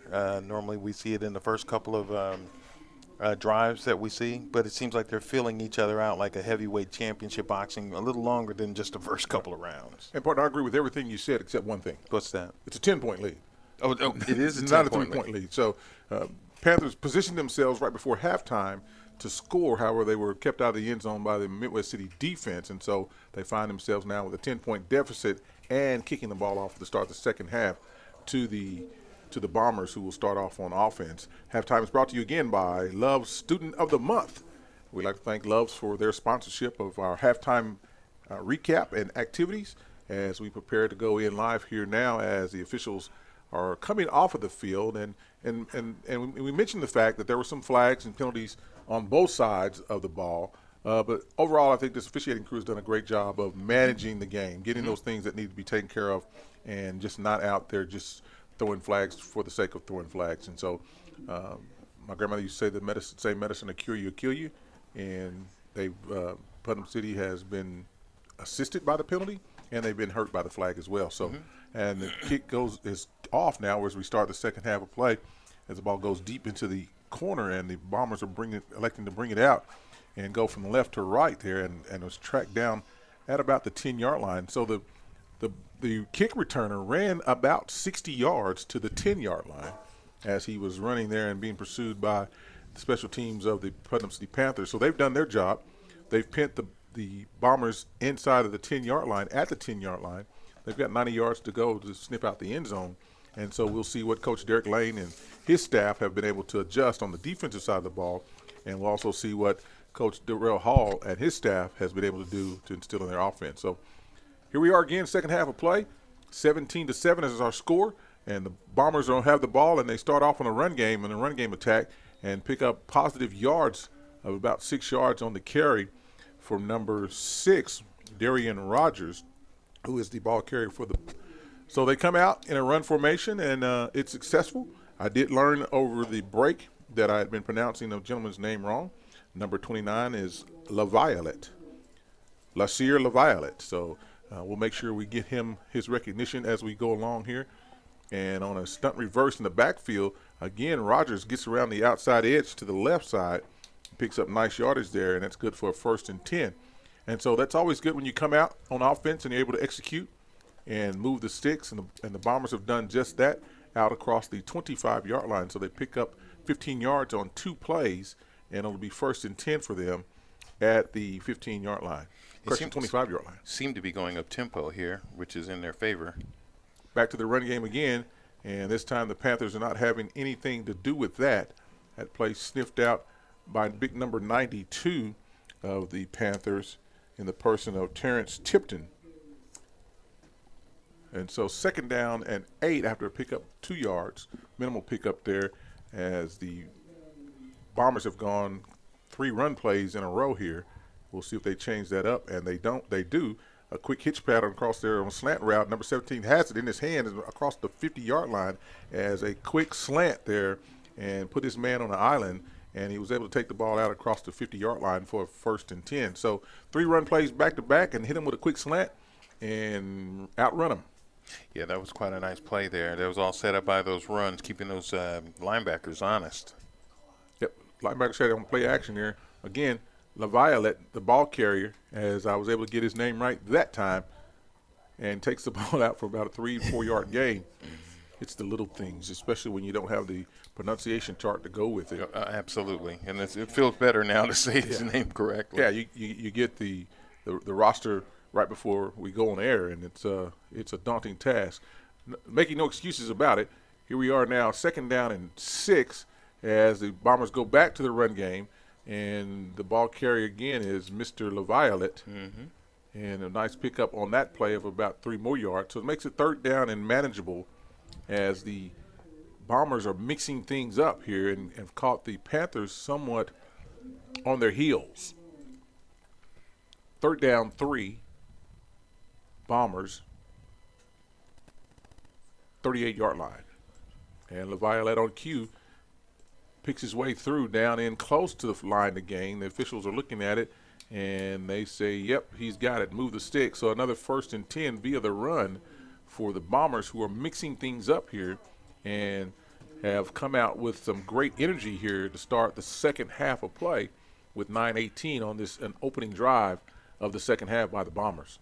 Well, this is what we expected coming out of halftime, both teams making adjustments, and we're seeing right now that Midwest City's offense is definitely making an adjustment. And, of course, as soon as we say that, there's a flag on the play. Defense offsides, as the cadence by the quarterback was able to draw the nose tackle into the neutral zone. And in high school Federation football, you can't get back once you get over. So no free plays on defense if the defense comes across in high school football. Twins to the left side of the field, and back to the run play, and the person in number 6 for the Bombers, Darian Rogers, who's still on his feet, and it's almost like a rugby scrum as they keep moving forward, and it's going to be close to a 1st down, and referee Ernie DeBernard gives the indication, yep, it's a 1st and 10. So another 1st down via the run for the Bombers, who have come out here in a mostly run-heavy attack to start the second half, as they're telling their offensive linemen, you've got this. They've worn the defense down. Let's go get them. Yeah, they're pushing the defensive lineman off the ball here. Swing pass out to Levi to the right side. He's got a blocker out in front of him and run out of bounds near the 20-yard line. So picking up yardage in bunches are the Bombers here as they come out in the second half. It'll be 2nd down and 9 at the 20-yard line. I would look for something deep in the end zone as it's a short line to gain, but that's me coaching, not me being the analyst. Well, I would have to agree with you as the analyst. And what do we know? They go back to the run game right up the middle, number 5 for the Bombers. Looks like they're Jalen close Woody. to the first down. And move the sticks as he's made the line to gain. That's another first down. So run-heavy attack for the Bombers here, who are moving the ball in bunches, and the Patriots or Panthers are on their heels. And they can still pick up a first down here. So they're playing with house money at this point. They can pick up the first down prior to going to the end zone. So we've got to get inside about the 6-yard line for the 1st and 10. 22 seconds on the play clock as the Bombers now become a little more deliberate in their snap counts as quarterback Kenneth Colson gives information to his running backs. And here comes the snap as he sends a man in motion and fools the defense, and it all goes back to the inside, to the left side. Jalen Woody, there is a flag on the field thrown by the umpire, Rodney Harding, who saw something in the form of holding, and that's the indication against the Bombers, and that 10-yard penalty will back them up from the spot of the foul. And so it will be 1st and a bunch. a lot. Yes. Call it 20, 1st and 20 for the Bombers, who have not struggled to pick up big chunks of yardage here on this drive. Well, this is where the Panthers defense has been known to stiffen here, so let's hope that they can do what they need to do here to stop this ongoing offensive attack. Panthers stack the box, throw the quick slant out into the bubble screen into the backfield, and it's read nicely by the safety who came up in support, number 21 of the Panthers, Damon Hartman, and minimal gain on the play. 6 minutes and 37 seconds remaining in the third quarter of play on a swiftly paced third quarter, as we've had only now the second pass thrown, and they've both been complete, which has kept the clock in the running formation. Quarterback drops back again under some pressure, looks to his right, hangs the ball out. Ball's underthrown, and the offensive man became defensive man as the Panthers were in better position to receive the pass. Nice defense there by the Panthers, deployed in the person of number, as we search to get his information here on this night when it's difficult to read the numbers on the uniforms. Looks like number 9, Ricky Young, in defense there.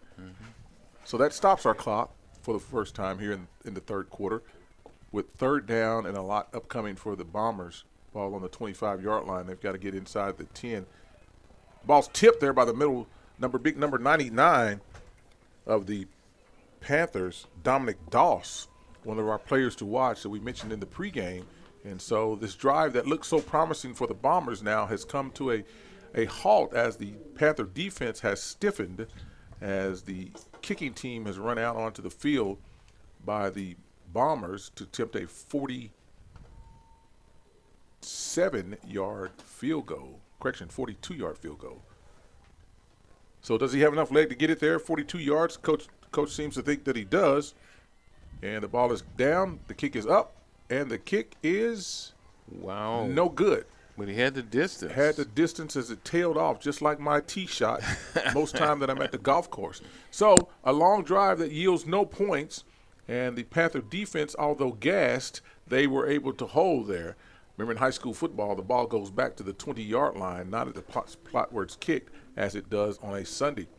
So we'll take a quick break, come back on the other side. 6 minutes and 4 seconds as the Panthers prepare to have their offense on the field for the first time. Well, they'll definitely get their shot.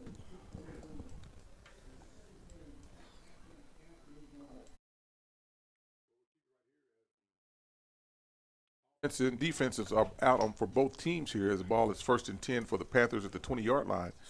Quarterback Josh Lombard back into the game for the Panthers. Hands the ball off to his running back, who dances and looks to avoid contact. However, he does not, and he's slow to get up there after being tackled for minimal gain. The ball carrier, number 5, Kamarion Jones, who looks a little shaky here as he got up from after that play. Well, remember, he was shaken up before halftime with a little bit of an injury. He's a tough guy, obviously, but those nicks and bruises, they catch up to you. Let's hope he can continue and finish the game. Lombard looks under duress, uses his feet, loses his face mask, throws the ball out to the flat. It's incomplete. As now I believe the officials are saying that he was down at that spot. He's still down on the field. The injured player is the quarterback, who's been down before. Correction, that's big number 61 of the Panthers is down on the field. His name is, okay, Party, you say that one. That sounds unfair. That's the 61. Ulawa Ogundas. You know what? I'm glad you took a stab at that one. That was okay. So with the injured player, we'll take a quick break here. Come back on the other side. You're listening to Public City Schools football broadcast here on PPBC TV, brought to you by SSM Health, Super Prep, Guiding Right, Love Student of the Month, Transformation Learning Center, Northwest Expressway, Super Prep, and Perry Publishing and Broadcasting Company. We'll be back after this break.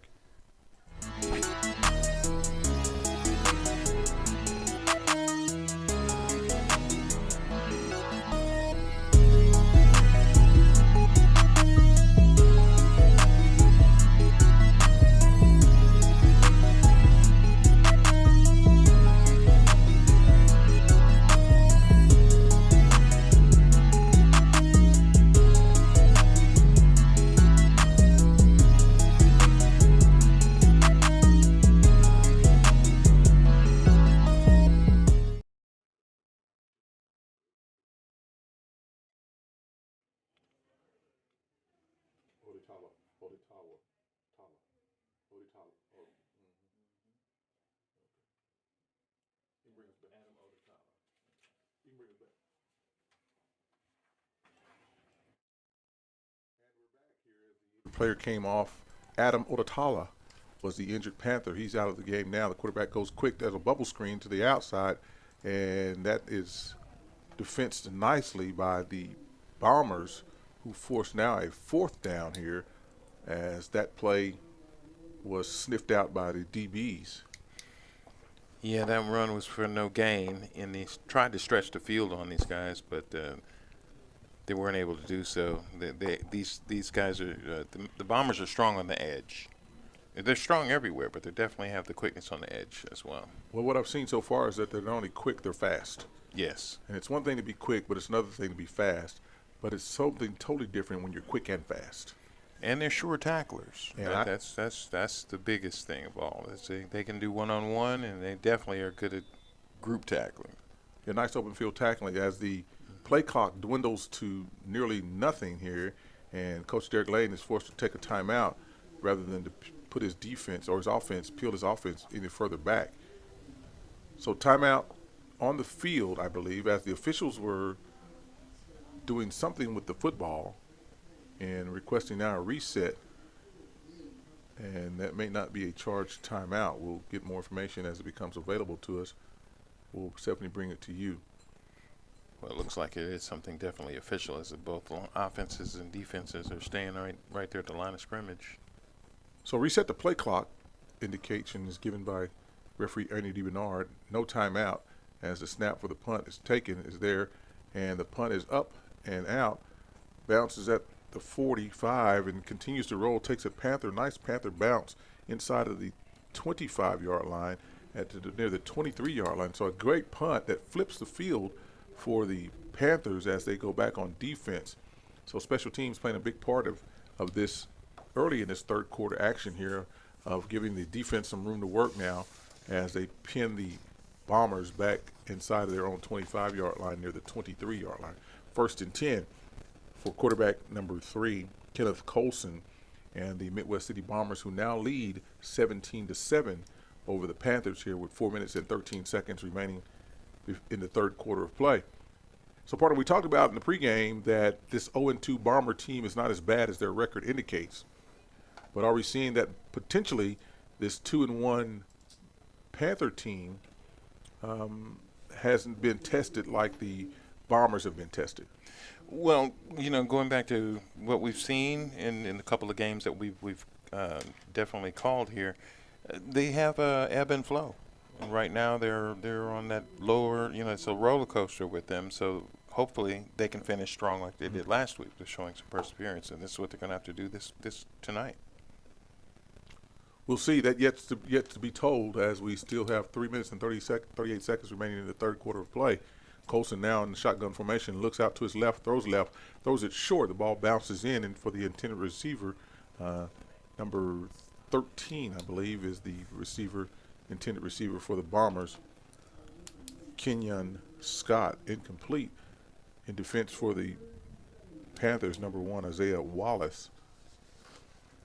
Third down, 7 Bombers, as the Panthers are looking to get their defense off the field and get the ball back into the hands of the offense.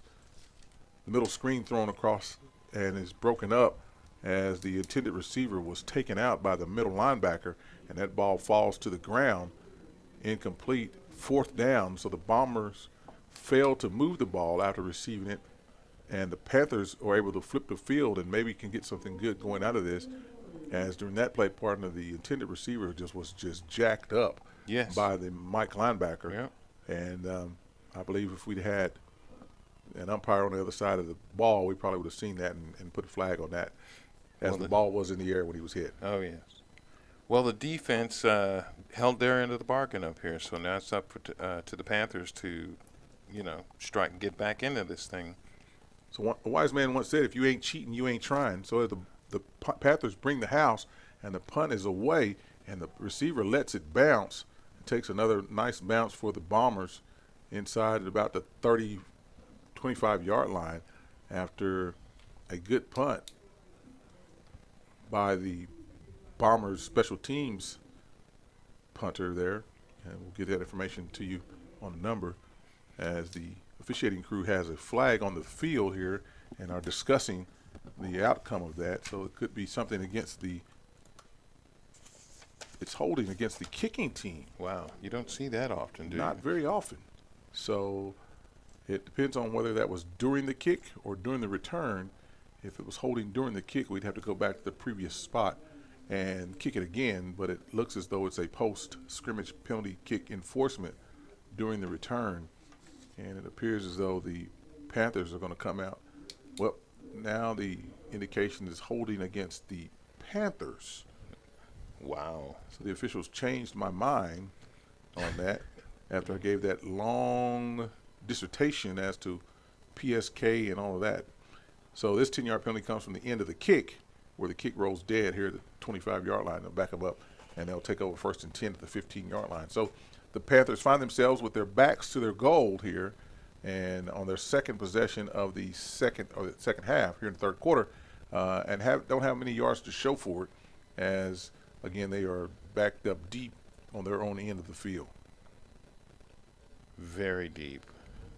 So the yellow hanky bug has bitten the Panthers here, and they will attempt to right the ship. Number 12, Josh Lombard at quarterback again for the Panthers, who's been shaken up tonight, and he's in a full house backfield there. Hands the ball off to the right halfback, number 5, Kamarion Jones. Kamarion Jones, yeah. Going to get a dose of him, it looks like, the rest of the game. Hopefully they can open some holes for him and let this guy do what he does. So the Panthers are setting themselves up for a play action. As I'm looking at the defense, the linebackers are less than 8 off the ball, packed in tight in preparation of the run, and so it looks like they're going to have to take the ball over the top or just keep running it in the person of Kamarion Jones, and he picks up another nice gain on the play, which will bring up third down. And Jones is slow to get up again here and holding his wrist on that second down run, third down 3 upcoming for the Panthers, who now are looking to sustain a drive. So third and manageable as the Bombers now deploy a 5-man front, and the Mike linebacker comes up into the A-gap, threatening the blitz, and he does come up, and the Bombers caught him in a run blitz formation, and they were able to snuff that thing out, and then lost on the play.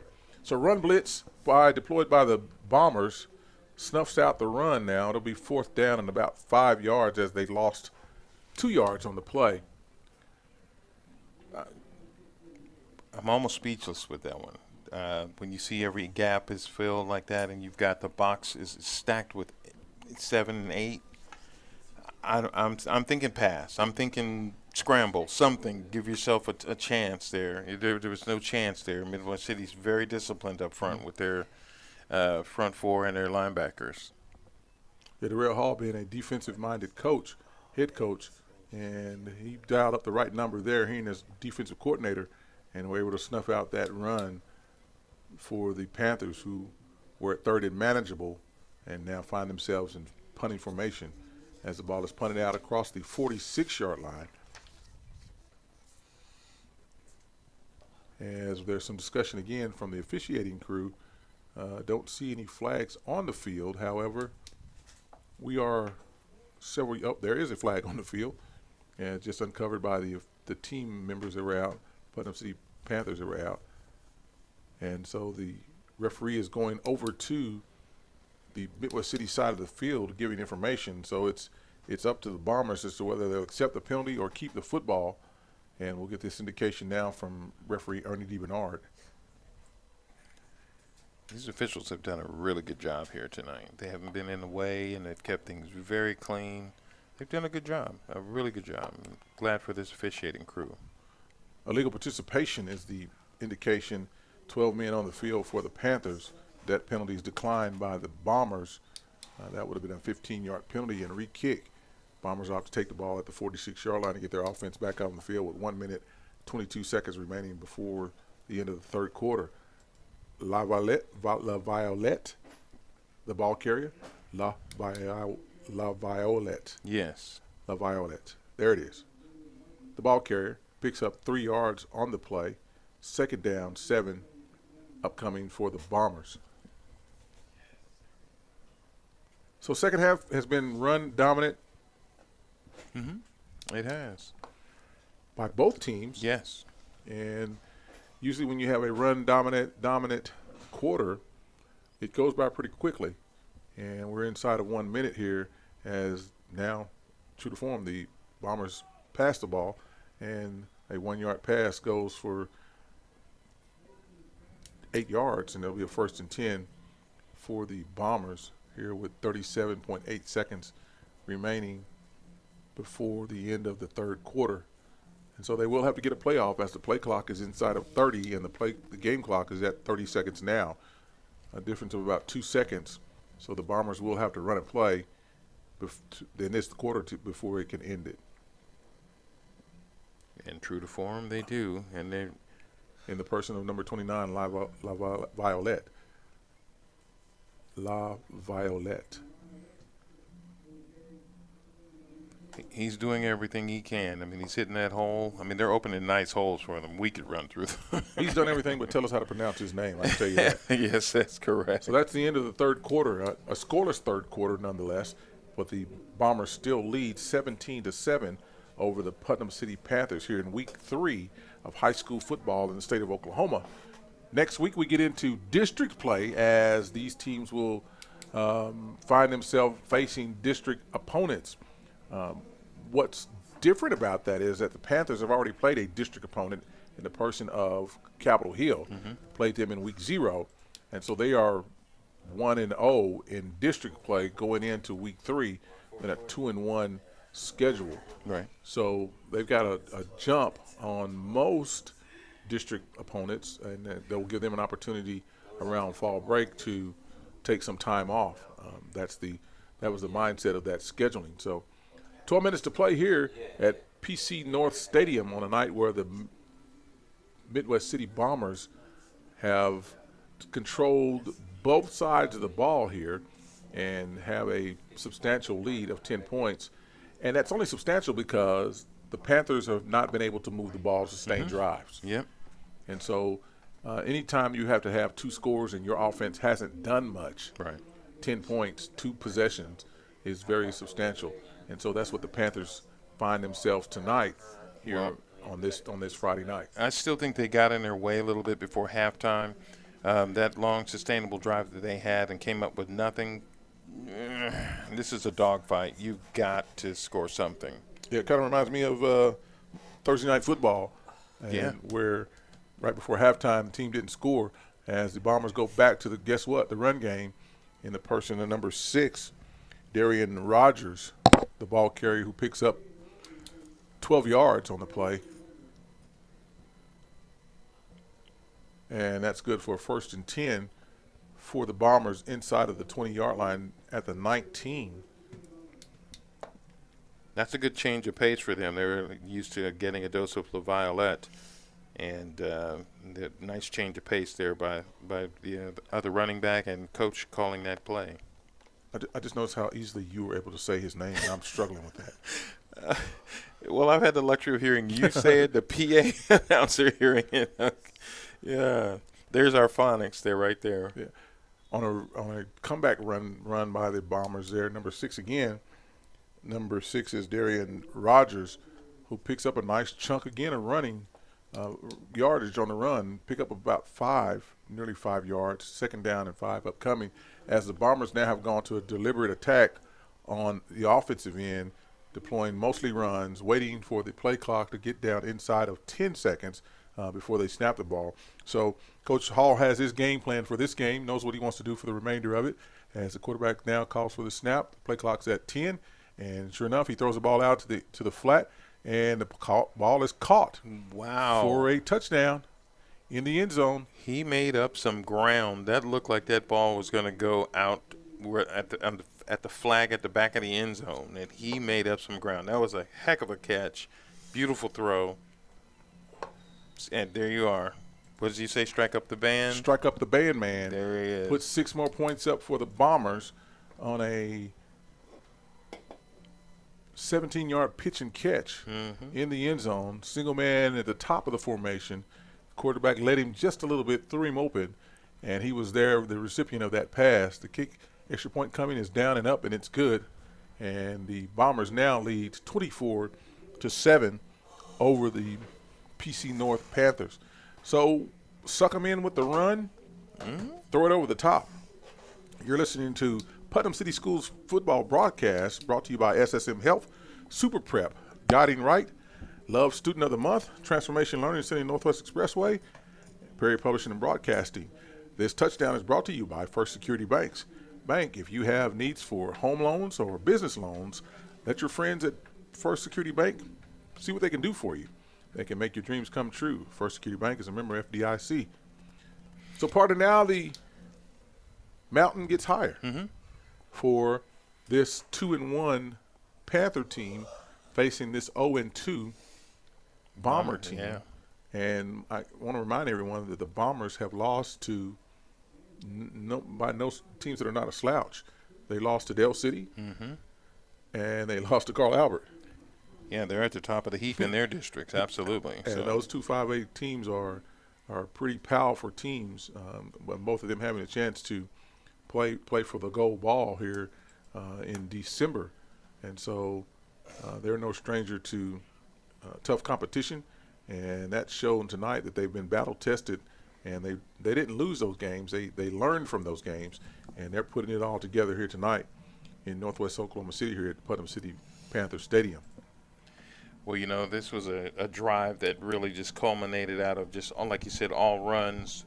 There were 3 passes that whole drive, a total of 8 plays, 2 first downs out of it, and a heck of a throw and catch. The kick goes into the end zone for a touchback. It'll be 1st and 10 for the Panthers at their own 20-yard line, who are looking to get something going here after a drive that stalled going into halftime and now not able to eke out anything in the third quarter and giving up another 7 points. That makes the mountain so much harder to climb, and so they'll look to get things going here on this drive. Well, what they've got to do is they've got to dink and dunk. They need some pass plays to keep these linebackers out of the box so they can run if that's what they want to do, but they've definitely got to do that. Quarterback Lombard's pass is incomplete, throws it out to his left, intended for number 10, Osham Kirby. So 2nd and 10 comes with 10:26 on a stopped clock here at PC North Stadium for the Panthers, who are desperate at this point for some type of play, positive yards, and score.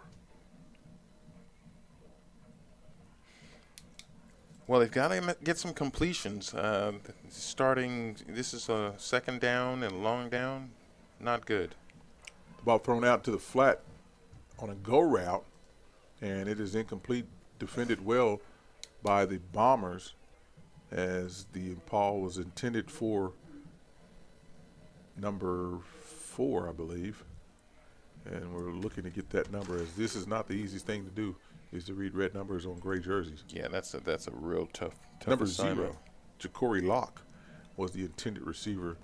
Pass incomplete. So 2 pass plays, and both have had negative results for the Panthers, and we're leaving a lot of meat on the clock for the Bombers to get the ball back here. Now 3rd and 10, as this has got to be a stick route, as you have to wonder if Coach Lane has decided that they're going to go for it on 4th down should they not get it.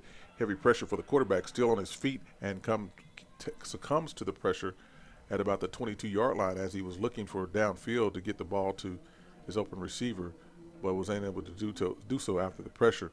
So Coach Lane sends in the special teams kicking unit, and that pass was in the receiver in the pattern was Isaiah Wallace, saying to his quarterback, "I was open," but the quarterback was saying there was no room in the end. Well, this is tough on the Panthers. I mean, their defense just got off the field, and they're going to have to go back to work. I know they're at home, so hopefully that gives them a little bit more in the tank, and they can keep their body motion and everything together. A high punt that takes a Bomber bounces at the 41 back across the 40 to the 39. So the Bombers will have a short field as they take over this possession, start this possession at their own 39-yard line. Well, and I said body whatever, but I meant their body language. You Yeah. can tell by their body language that they're just a little bit worn. Yeah, body language is a very, very, very telling sign as impending doom, or, you know what, let's just get through this thing.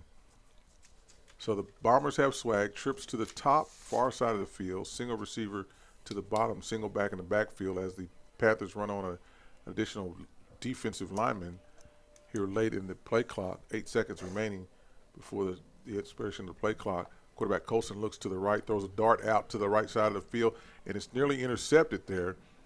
Number 1, Josiah Johnson, the intended receiver, defensed nicely by the DBs, the secondary for the Panthers, in the person of number 2. Looks like Milton Alford. We'll make sure we have that right number, as these numbers are difficult for us to see here based upon where we are. Number 0, Ja'Cory Locke in defense for the Panthers. Stack receivers left and right, single back in the backfield. Quarterback in the shotgun formation calls for it, throws the bubble behind the line of scrimmage, a 0-yard pass, throws it out, and the receiver takes the ball across the 30-yard line, and the official has thrown a flag near the 25-yard line, and it could be holding as the receiver was engaged, the defensive man was engaged all the way down the field, and it is a holding penalty against the Bombers, and that will back them up 10 yards from the spot of the foul. So we replay 2nd down, and it'll be 2nd and about 15 yards to go for the Bombers here, who are marching backwards on this drive. Yeah, I don't think Coach Halls is going to appreciate that with the plan, like you said, he laid out for the 4th quarter here to keep the clock rolling and use as much of it as you can. Stay clean. Yeah. Oh, the wheel route wide open there. Number 5 down the sideline. Number 5, Jalen Woody takes the ball out now the 25-yard line on a perfect dial-up as the Panthers were blitzing, and the quarterback read it, went to the hot receiver on that side of the field, and he was wide open and was able to take the ball inside the 25-yard line. Will be 1st and 10 for the Bombers. And you can see they're using up as much play clock as they can. They're in no hurry here. Approaching 9 minutes to go in regulation. Bombers again back to the run. Number 29, LaViolette, picks up about 3 yards. Yeah, he looked like he's well rested. Getting that breather on the last drive, looked like he's a new guy, new man out here. Appears to be channeling his inner Travis Hunter. Oh, yes. As he's going both ways tonight for the Bombers here. 2nd down, call it 8. Inside of 8 minutes. Correction, inside of 8.5 minutes to go in regulation as the Bombers again go to the run game. And LaViolette looks to turn the corner, and he's met aggressively by number 20 of the Panthers, Vashawn Russell on the stop. 3rd down, 7. Bombers, running clock, 8 minutes. Bombers lead 24-7 over the Panthers. I have to give it to the defense here with the Panthers. They are not quitting. That was a nice solo tackle there on that play, and they're trying to keep this game close. Middle screen intended for number 6, Darian Rogers, incomplete. That'll help the Panthers as it stops the clock on the incomplete pass. And 4th down and about 7 upcoming for the Bombers as number 6 looks at his hands and asks them, "What did I do to you for you not to help me?" Had moments like that. Yeah, the warranty ran out on him. Where did I get you? These are test hands. These are not my hands. So the offense stays on the field for the Bombers, who are now saying that our defense is playing well enough that if we don't convert, we'll trust our defense to hold this for us.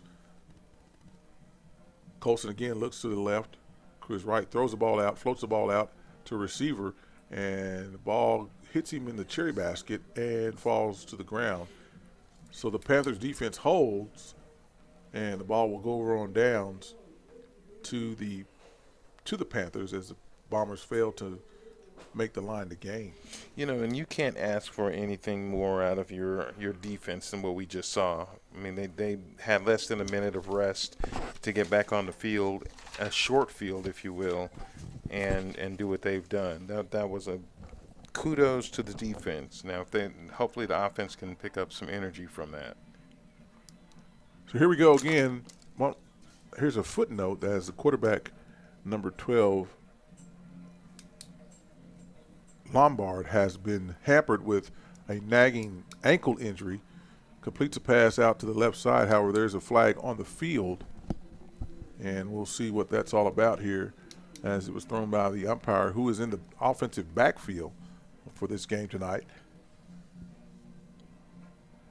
And that umpire is no stranger to high-level football. Rodney Harding playing football at the University of Oklahoma State University, I should say, in the late 80s. Are we looking at a holding Penalty against the Panthers. That will back them up 10 yards. And so it was behind the line of scrimmage. And so now that's going to be in excess of 10 yards.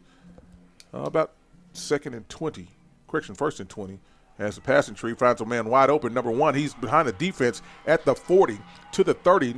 Nobody in front of him at the 10. The 5 celebrates on his way in. Strike up the band, man. Touchdown, Panthers.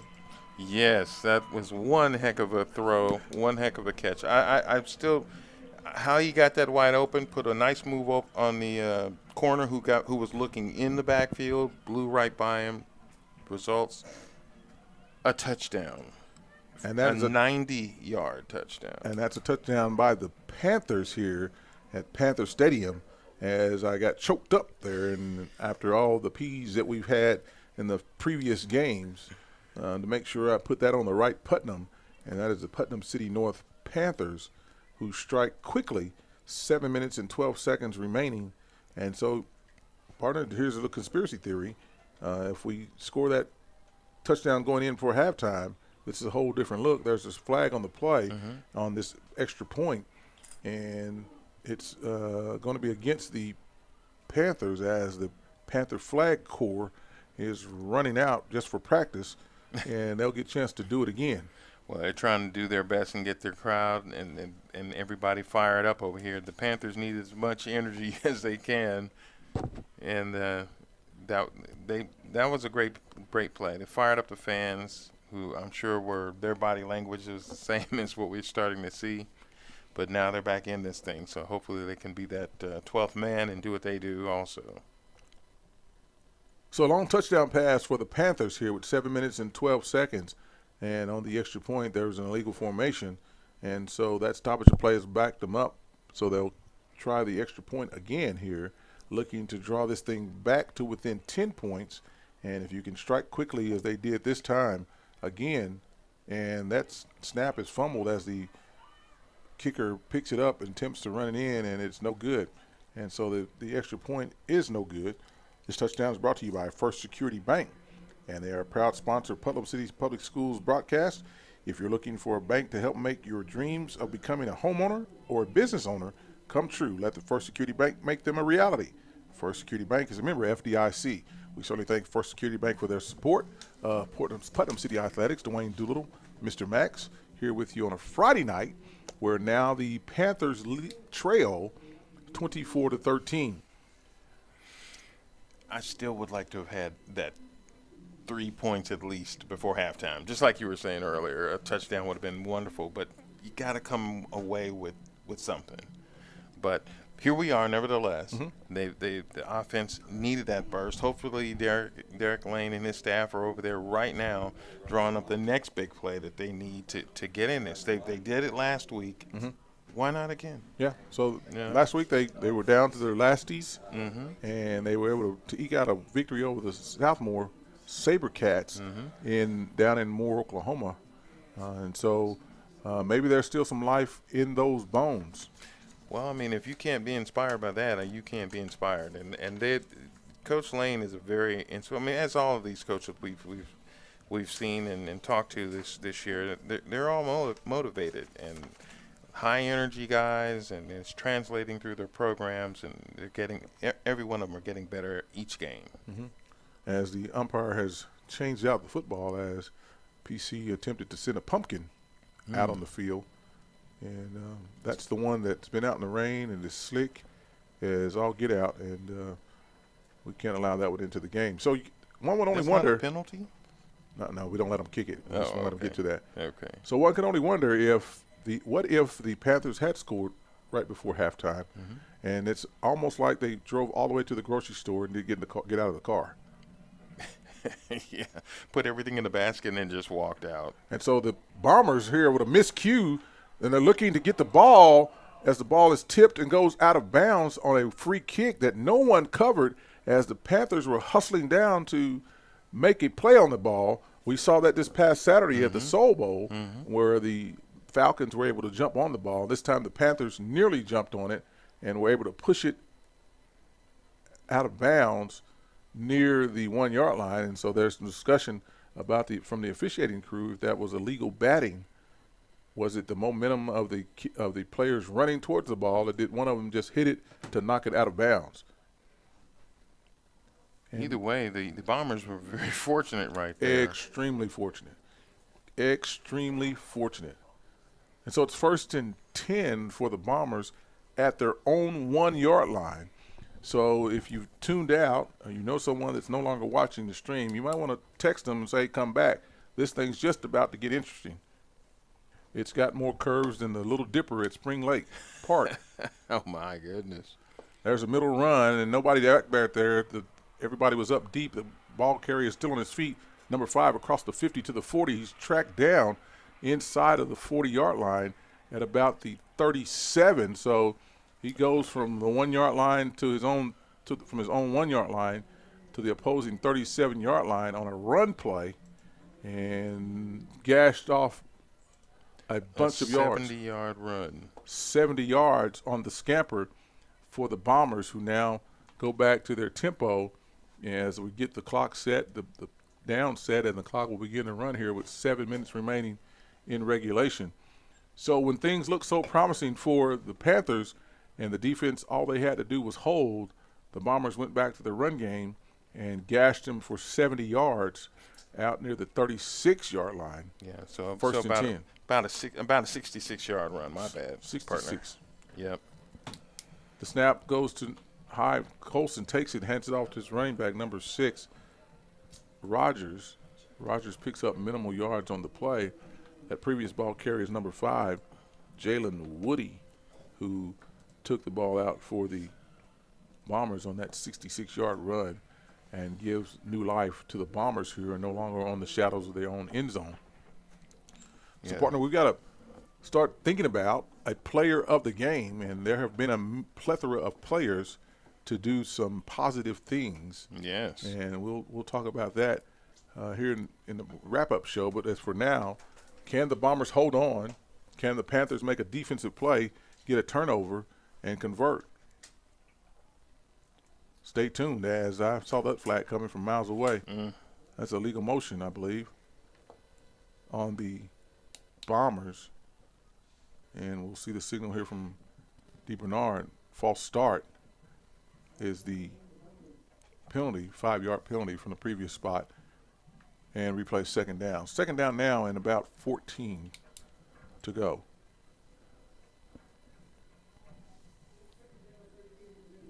Five minutes and 50 seconds on a running clock here at Panther Stadium, as the coaching staff for Putnam City is imploring their defense to hold and get the ball back to the offense, as both teams tonight have shared the ball via the fumble or the interception. Run play around the right side, number 6, the ball carrier. He's still on his feet inside of the 25-yard line, lowers his head as he goes out of bounds just outside of the 20-yard line, but that run's good for another Midwest City, 1st and 10. So the outside has been kind for the Bombers, and the inside run game has been kind for the Bombers. The run game has been kind to the Bombers tonight, as they have surmounted chunks and chunks of yards on this fatigued Panther defense. Well, I mean, what can you say? The defense has been out here for a long time, and that was a nice run play, picking up about three yards there. But the offense is Midwest City's offense. They've just methodically been sustaining drives, and their confidence is growing. You can tell by the way that their offensive line is pushing these guys off the ball. They're getting what they want. So, partners, I look across at the baseball field. There's some type of robotic something over there on the grass. I don't know if someone has they've had a mower out here that's mowing, or that's a RC, radio-controlled car. Offsides on the defense is the call here, and that will help the cause of the Bombers, not so much for the Panthers. Here with 5 minutes, 20 seconds remaining in regulation, and the Bombers lead 24-13, 11-point lead, and they're threatening. Yeah, the Bombers didn't need any help, but they'll take it. Run play again around the right side. The ball carrier still on his feet and bounds his way into near the end zone. The official throws his hands in the air, strike up the bandman. The Bombers have scored again, put 6 more on the board on a powerful run by the ball carrier, number 5, Jalen Woody of the Bombers. Mr. Woody's had a really good game tonight. So that part doesn't put the lid on it, but, well, maybe it does put the lid on it, just doesn't put the seals on it. Well, let's hope they have some fight to knock the lid off of it here. But it's still time left on the clock, and if they want it, they can get it. The ponies are in the barn, but we haven't locked the gate yet, so we'll see just what becomes of this remaining time we have on the clock here, as the Panthers now find themselves in a deeper hole, now trailing 31-13 here on this Friday night. This touchdown scoring drive is brought to you by First Security Bank. First Security Bank is a proud sponsor of the Putnam City Public Schools broadcast. If you're looking for a bank to help make your dreams of becoming a homeowner or business owner come true, let the First Security Bank make your dreams a reality. First Security Bank is a member of FDIC. Tonight's game is sponsored by our title sponsors, SSM Health, Super Prep, and Guiding Right Inc. Sometimes after a hard-fought game, a player needs the services of a sports medicine specialist, and those sports medicine specialists at SSM Health Hospital have a great team to get that player back into the game from injury. SSM Health. Thank you for your sponsorship, continued sponsorship of Putnam City Athletics. Dwayne Doolittle, Mr. Max, Taz, Deshaun here with you on a Friday night from Panther Stadium on this stream on PPBC TV, and you can download that via the App Store, Apple, and the Play Store, Android. So, partner, I've got an iPad now, and When did you get it? just a couple of days ago. Okay. I had one before, but this is a new thing, and I'm telling you, the nuances of Android and Apple is so different. Oh my goodness!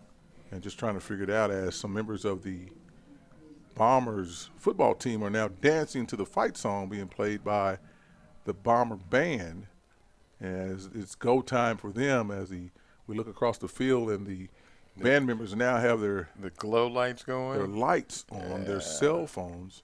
I can remember my first cell phone. Is that what that is? That's their cell phone? Yeah, those cell phones. Wow. Everybody always has a cell Looks phone. like an alien. I remember when you had to have a job to get a cell phone. It was a car phone then. Yeah. And then it went to the bag phone. And then we went to these gargantuous size The brick. cellulars. Yeah. Yeah, cellular one. Passes complete out in the flat to number 5. And so there's some offense left as Kamarion Jones, recipient of the pass from the quarterback, Josh Lombard, and picked up quite a few yards on the play out across to the 35-yard line. So pick up a 15 on that first down play with 5 minutes remaining as the clock continues to run here. The pitch forward, and it's broken up nicely there by the defender as number 3, the ball carrier, is still down on the floor, on the field. Davion Elam, and he was met in the backfield and hit hard by the Bomber, and he is still on the field writhing in pain.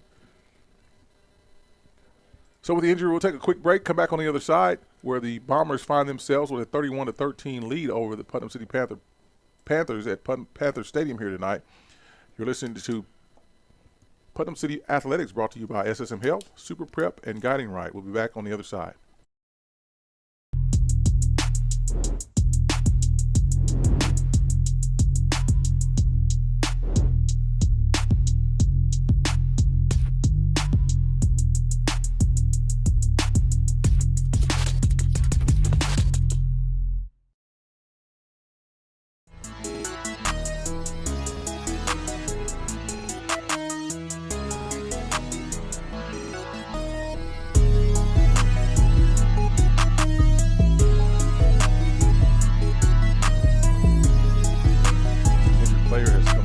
Unaided, and it's a good sign for there as Josh Lombard, the quarterback, now on the 2nd down and 13, looks to get the play in, sets his offense, looks, steps up in the pocket, throws a sidearm a la Patrick Mahomes out near the first down marker, and it's going to be close as the officiating crew does point and say it's a 1st and 10. So move the sticks there after that setback on 2nd down. The Panthers move the ball again here and have some life here in this drive as they look to spread the field. Well, they've got 5 wide receivers out there, and they had too many. Well, they have 4 now. And he was going in motion to snap the quarterback under duress, and is going to be sacked as the slow developing play there and the protection broke down for Josh Lombard, who's gotten up from the ground a bunch of times tonight as the defense has been hawking him most of the night. Yes, he's very familiar with several of them, but they've been in the backfield just as much as the backs have been there this game. They're going with a 5 wide receiver set here. No protection for the quarterback. Empty So backfield. Yep. 3-man rush, three-man line as the Bombers now have Dime package. 8 defenders lined up Yep. at the 45-yard line.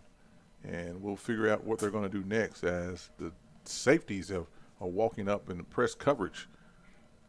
And the ball's thrown over the top and nearly intercepted there, as there was good defense there as the offensive player throws his hand up in disgust looking for a pass interference call, Isaac Wallace, but to no avail as the ball falls to the turf. 3:17, third down, 15 for the Panthers, who have to convert here in order to have a chance at getting back into this ball game. So something manageable on this play, and then make it manageable fourth down attempt, or get it all here. Either way, they've got to come away with something positive on this play. They've got 2 downs to make it. And the ball comes out fumbled and picked up by the quarterback, thrown across the top, and the receiver lost sight of the ball, and the ball rolls dead inside of the 15-yard line on the incomplete pass. So fourth down, 15, and not to say that it's over, but this is a crucial conversion here for the Panthers if they're going to have a chance at all to make any noise in this game. Mm-hmm. You can tell they're a little bit dejected, but hey, they're still in the game. They're still on the field. They just have to go to work and convert this. Offense stays on the field for Coach Lane as he is giving signals to the offense, and the quarterback now approaches the ball, tells the center to get over it, and there's the snap. 4th and 15, the quarterback looks up, steps in the pocket, still's got room to run, fakes, and gets out of bounds and is pushed into the stands, and that's going to be a dead ball penalty, and it's after the play is over, so it'll be 15 yards, but the line to gain was not made. So the ball carrier runs out of bounds and is pushed. It's a dead ball penalty. They failed to make the line to gain, and so it will be Midwest City football. That's unfortunate right there. So the officiating crew is meeting to see who, what, when, where, and how, and we'll go forward with that explanation as this veteran crew knows just what to do here. That's a dead ball personal foul against the Bombers. So it'll be 15 yards marked off from the end of the run, and 1st and 10 Bombers. And some of you were out there scratching your head saying, how can they keep the ball when the penalty was on them? Well, because it was a dead ball penalty, the play had ended, and when the play ended, the Panther quarterback was short of the line to gain. Now, if that had been a third down play or a first down play or a second down play, it would have extended the series. But because he failed to make the line to gain at the end of the play, and the penalty will be enforced, and it goes to the Bombers. Turnover on downs. And if that doesn't clear it up for anybody, they're just not listening, because it's definite, that they should have picked up the first down, then they'd still have the ball and actually in great field position. But, the quarterback on that play, I know he was looking downfield. He just kind of held the ball a little bit too long because those linebackers are fast. And he allowed those DBs and linebackers to track him down pretty quickly before he made his move. And, of course, like I say, he's been on the turf a lot, so he may be a little wounded or a little nicked here and there. But nice effort. And the Panthers are looking to get their defense out as the coaching staff for the Panthers is still talking to the officials, wondering how they did not receive a first down. And so my experience being on the sideline is not that the official is not explaining what happened. It's just the coach is not listening. They're just not getting it because how can, after a penalty on the defense, they keep the ball and we don't get it? Well, we've got a lot of emotions going on here. Absolutely. I mean, you got a 2-1 team who's rolling after last week, and they're at home. Yeah. So this is probably, this is that punch in the mouth that you're not expecting. And so there's probably a few disconnects and some emotions going on right now that make the difference in a coach's ability to understand. They know the rules. They know what's what. Yeah, it's one thing to know the rules, but I'm advocating for my team, and I need the ball to be able to score. Exactly. And you didn't give me the ball, Mr. Referee, so it's your fault. But there it again. That was handled correctly. It was a dead ball foul, as indicated by the officials, White Hat, Ernie DeBernard, and I believe, we could have said to the coaching staff after the play was over, personal foul on the defense. And so, boom, there it is. As the Bombers continue to fire off the ball into the secondary here, as they still found energy to push around the defense of the Panthers. It's funny. I've often wondered why high schools don't have that microphone system just so they can explain it like that. And it may be going out there, but there's some nuances with it that may not be working. On and on and on. And, hats off to this officiating crew tonight. They have kept control of this game. Oh, yeah. They've done a great job in that regard. And they have not just thrown flags for the sake of seeing how high they can throw them or how many they can throw them. They have, been discreet in their knowledge and execution of the rules and how much they have been involved in it. As the Bombers continue to run the ball for chunks here, another 15-yard pickup. It's good for a 1st and 10. And in mop-up time, the Bombers are running in reserve players who are getting themselves a chance to show what they can do here in a Bomber uniform. Well, like I said, going forward in district play, they're going to need all these fires. So they might as well get some under these lights now. Colson still in at quarterback, hands the ball off to number 34, the running back. That's a new one. He's still got fresh legs, still on his feet as he runs into several of the Panther players and picks up another 1st down. Number 34 on the roster. Jaheim Mahmood. Yep, just what you said. Jaheim Mahmood. So that 1st and 10 for him, as that young man will get a chance to tell that story, how he got to play tonight, and he ran for a 1st down. Now for him, it may be he may run further. He may tell the story a little differently than it actually came out. But I ran over 5 guys and still made the 1st down almost to a touchdown. So approaching 1 minute to remaining in this game tonight on a night that's been mostly Midwest City. Colson, again, the ball receiver or the quarterback, hands the ball off to Mahmood again, who's struggling for yards and has bunched up after a pickup of about 4. And Coach Hall continues to send in reserve players here with 44 seconds remaining, and sends 2 fresh in, 2 not so fresh out, as they huddle now for the first time tonight. Well, we know what's coming. There's actually a huddle. We have a huddle sighting here at Panther Stadium tonight, where the first team to huddle were the Midwest City Bombers, and they break the huddle at 12 seconds. Yeah, they're going into the victory formation here. Victory formation upcoming, 1 snap, and this game is over with. And there's a handoff up the middle to Mahmood, and he picks up almost enough for the 1st down, as some tempers now start to show themselves as now the time expires on the clock. And the Bombers are successful, as we have the same numbers on the board, however in reverse. And the Bombers prevail tonight 31-13 over the PC North Panthers. So both teams will get ready for district play on next week. We'll have that information for you as to who is going where and when on next week, what that looks like. So now the Bombers are 1-2 in non-district play, and the Panthers fall now to 2-2 and 1-0 in district play, as they started off their season playing a district opponent. Dwayne Doolittle, Mr. Max, here with you at PC North Stadium.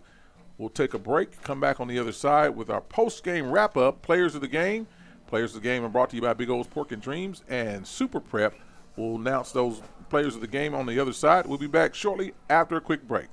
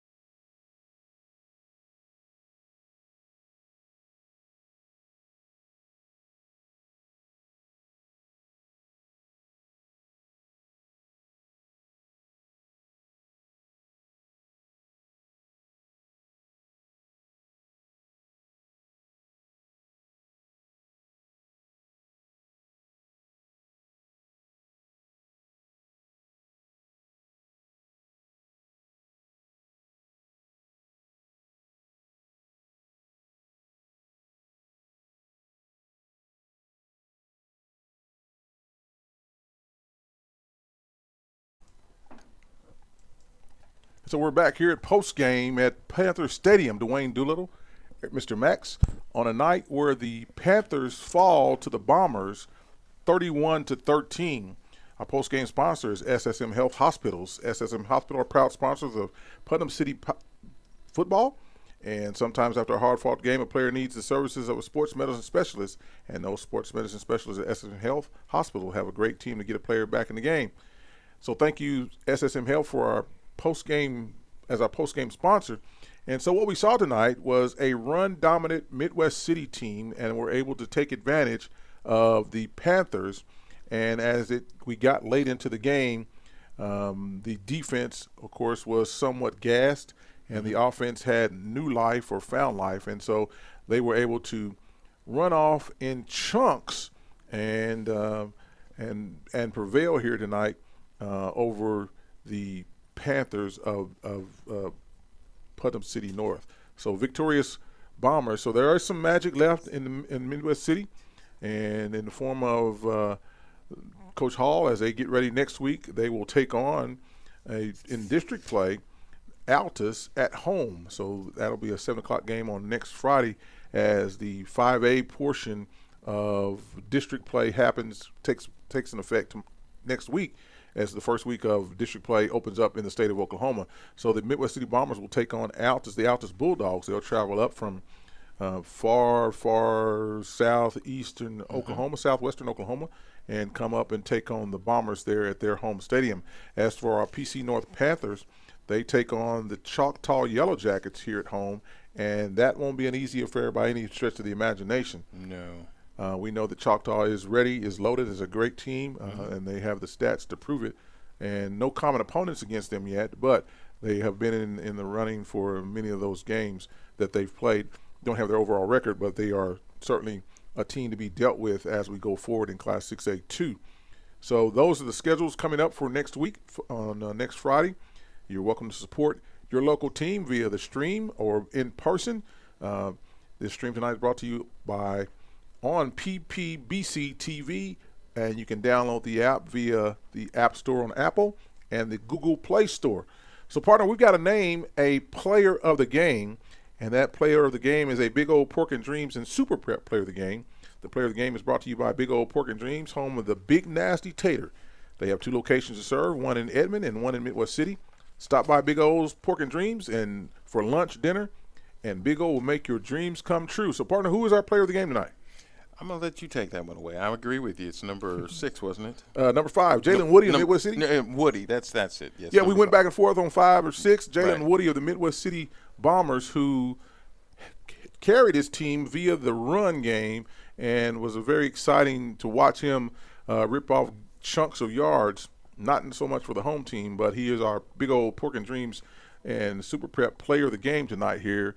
And this game against the Midwest City Bombers and the Putnam City Pirates, where the Bombers prevailed tonight 31-3 over the hometown Panthers. So both teams get ready for district play on next week. Partner, we've got a week off, and I think I get to do my hair and whatever else that I haven't been able to do at being at games each and every Friday night. And I can guarantee you that next Friday I'll probably go somewhere and watch a football game. Yeah, most definitely. I'll be somewhere watching the game. Absolutely. And rest his voice. How about that? Yes, I'll get a chance to sit and just be quiet as I'll do on the way home.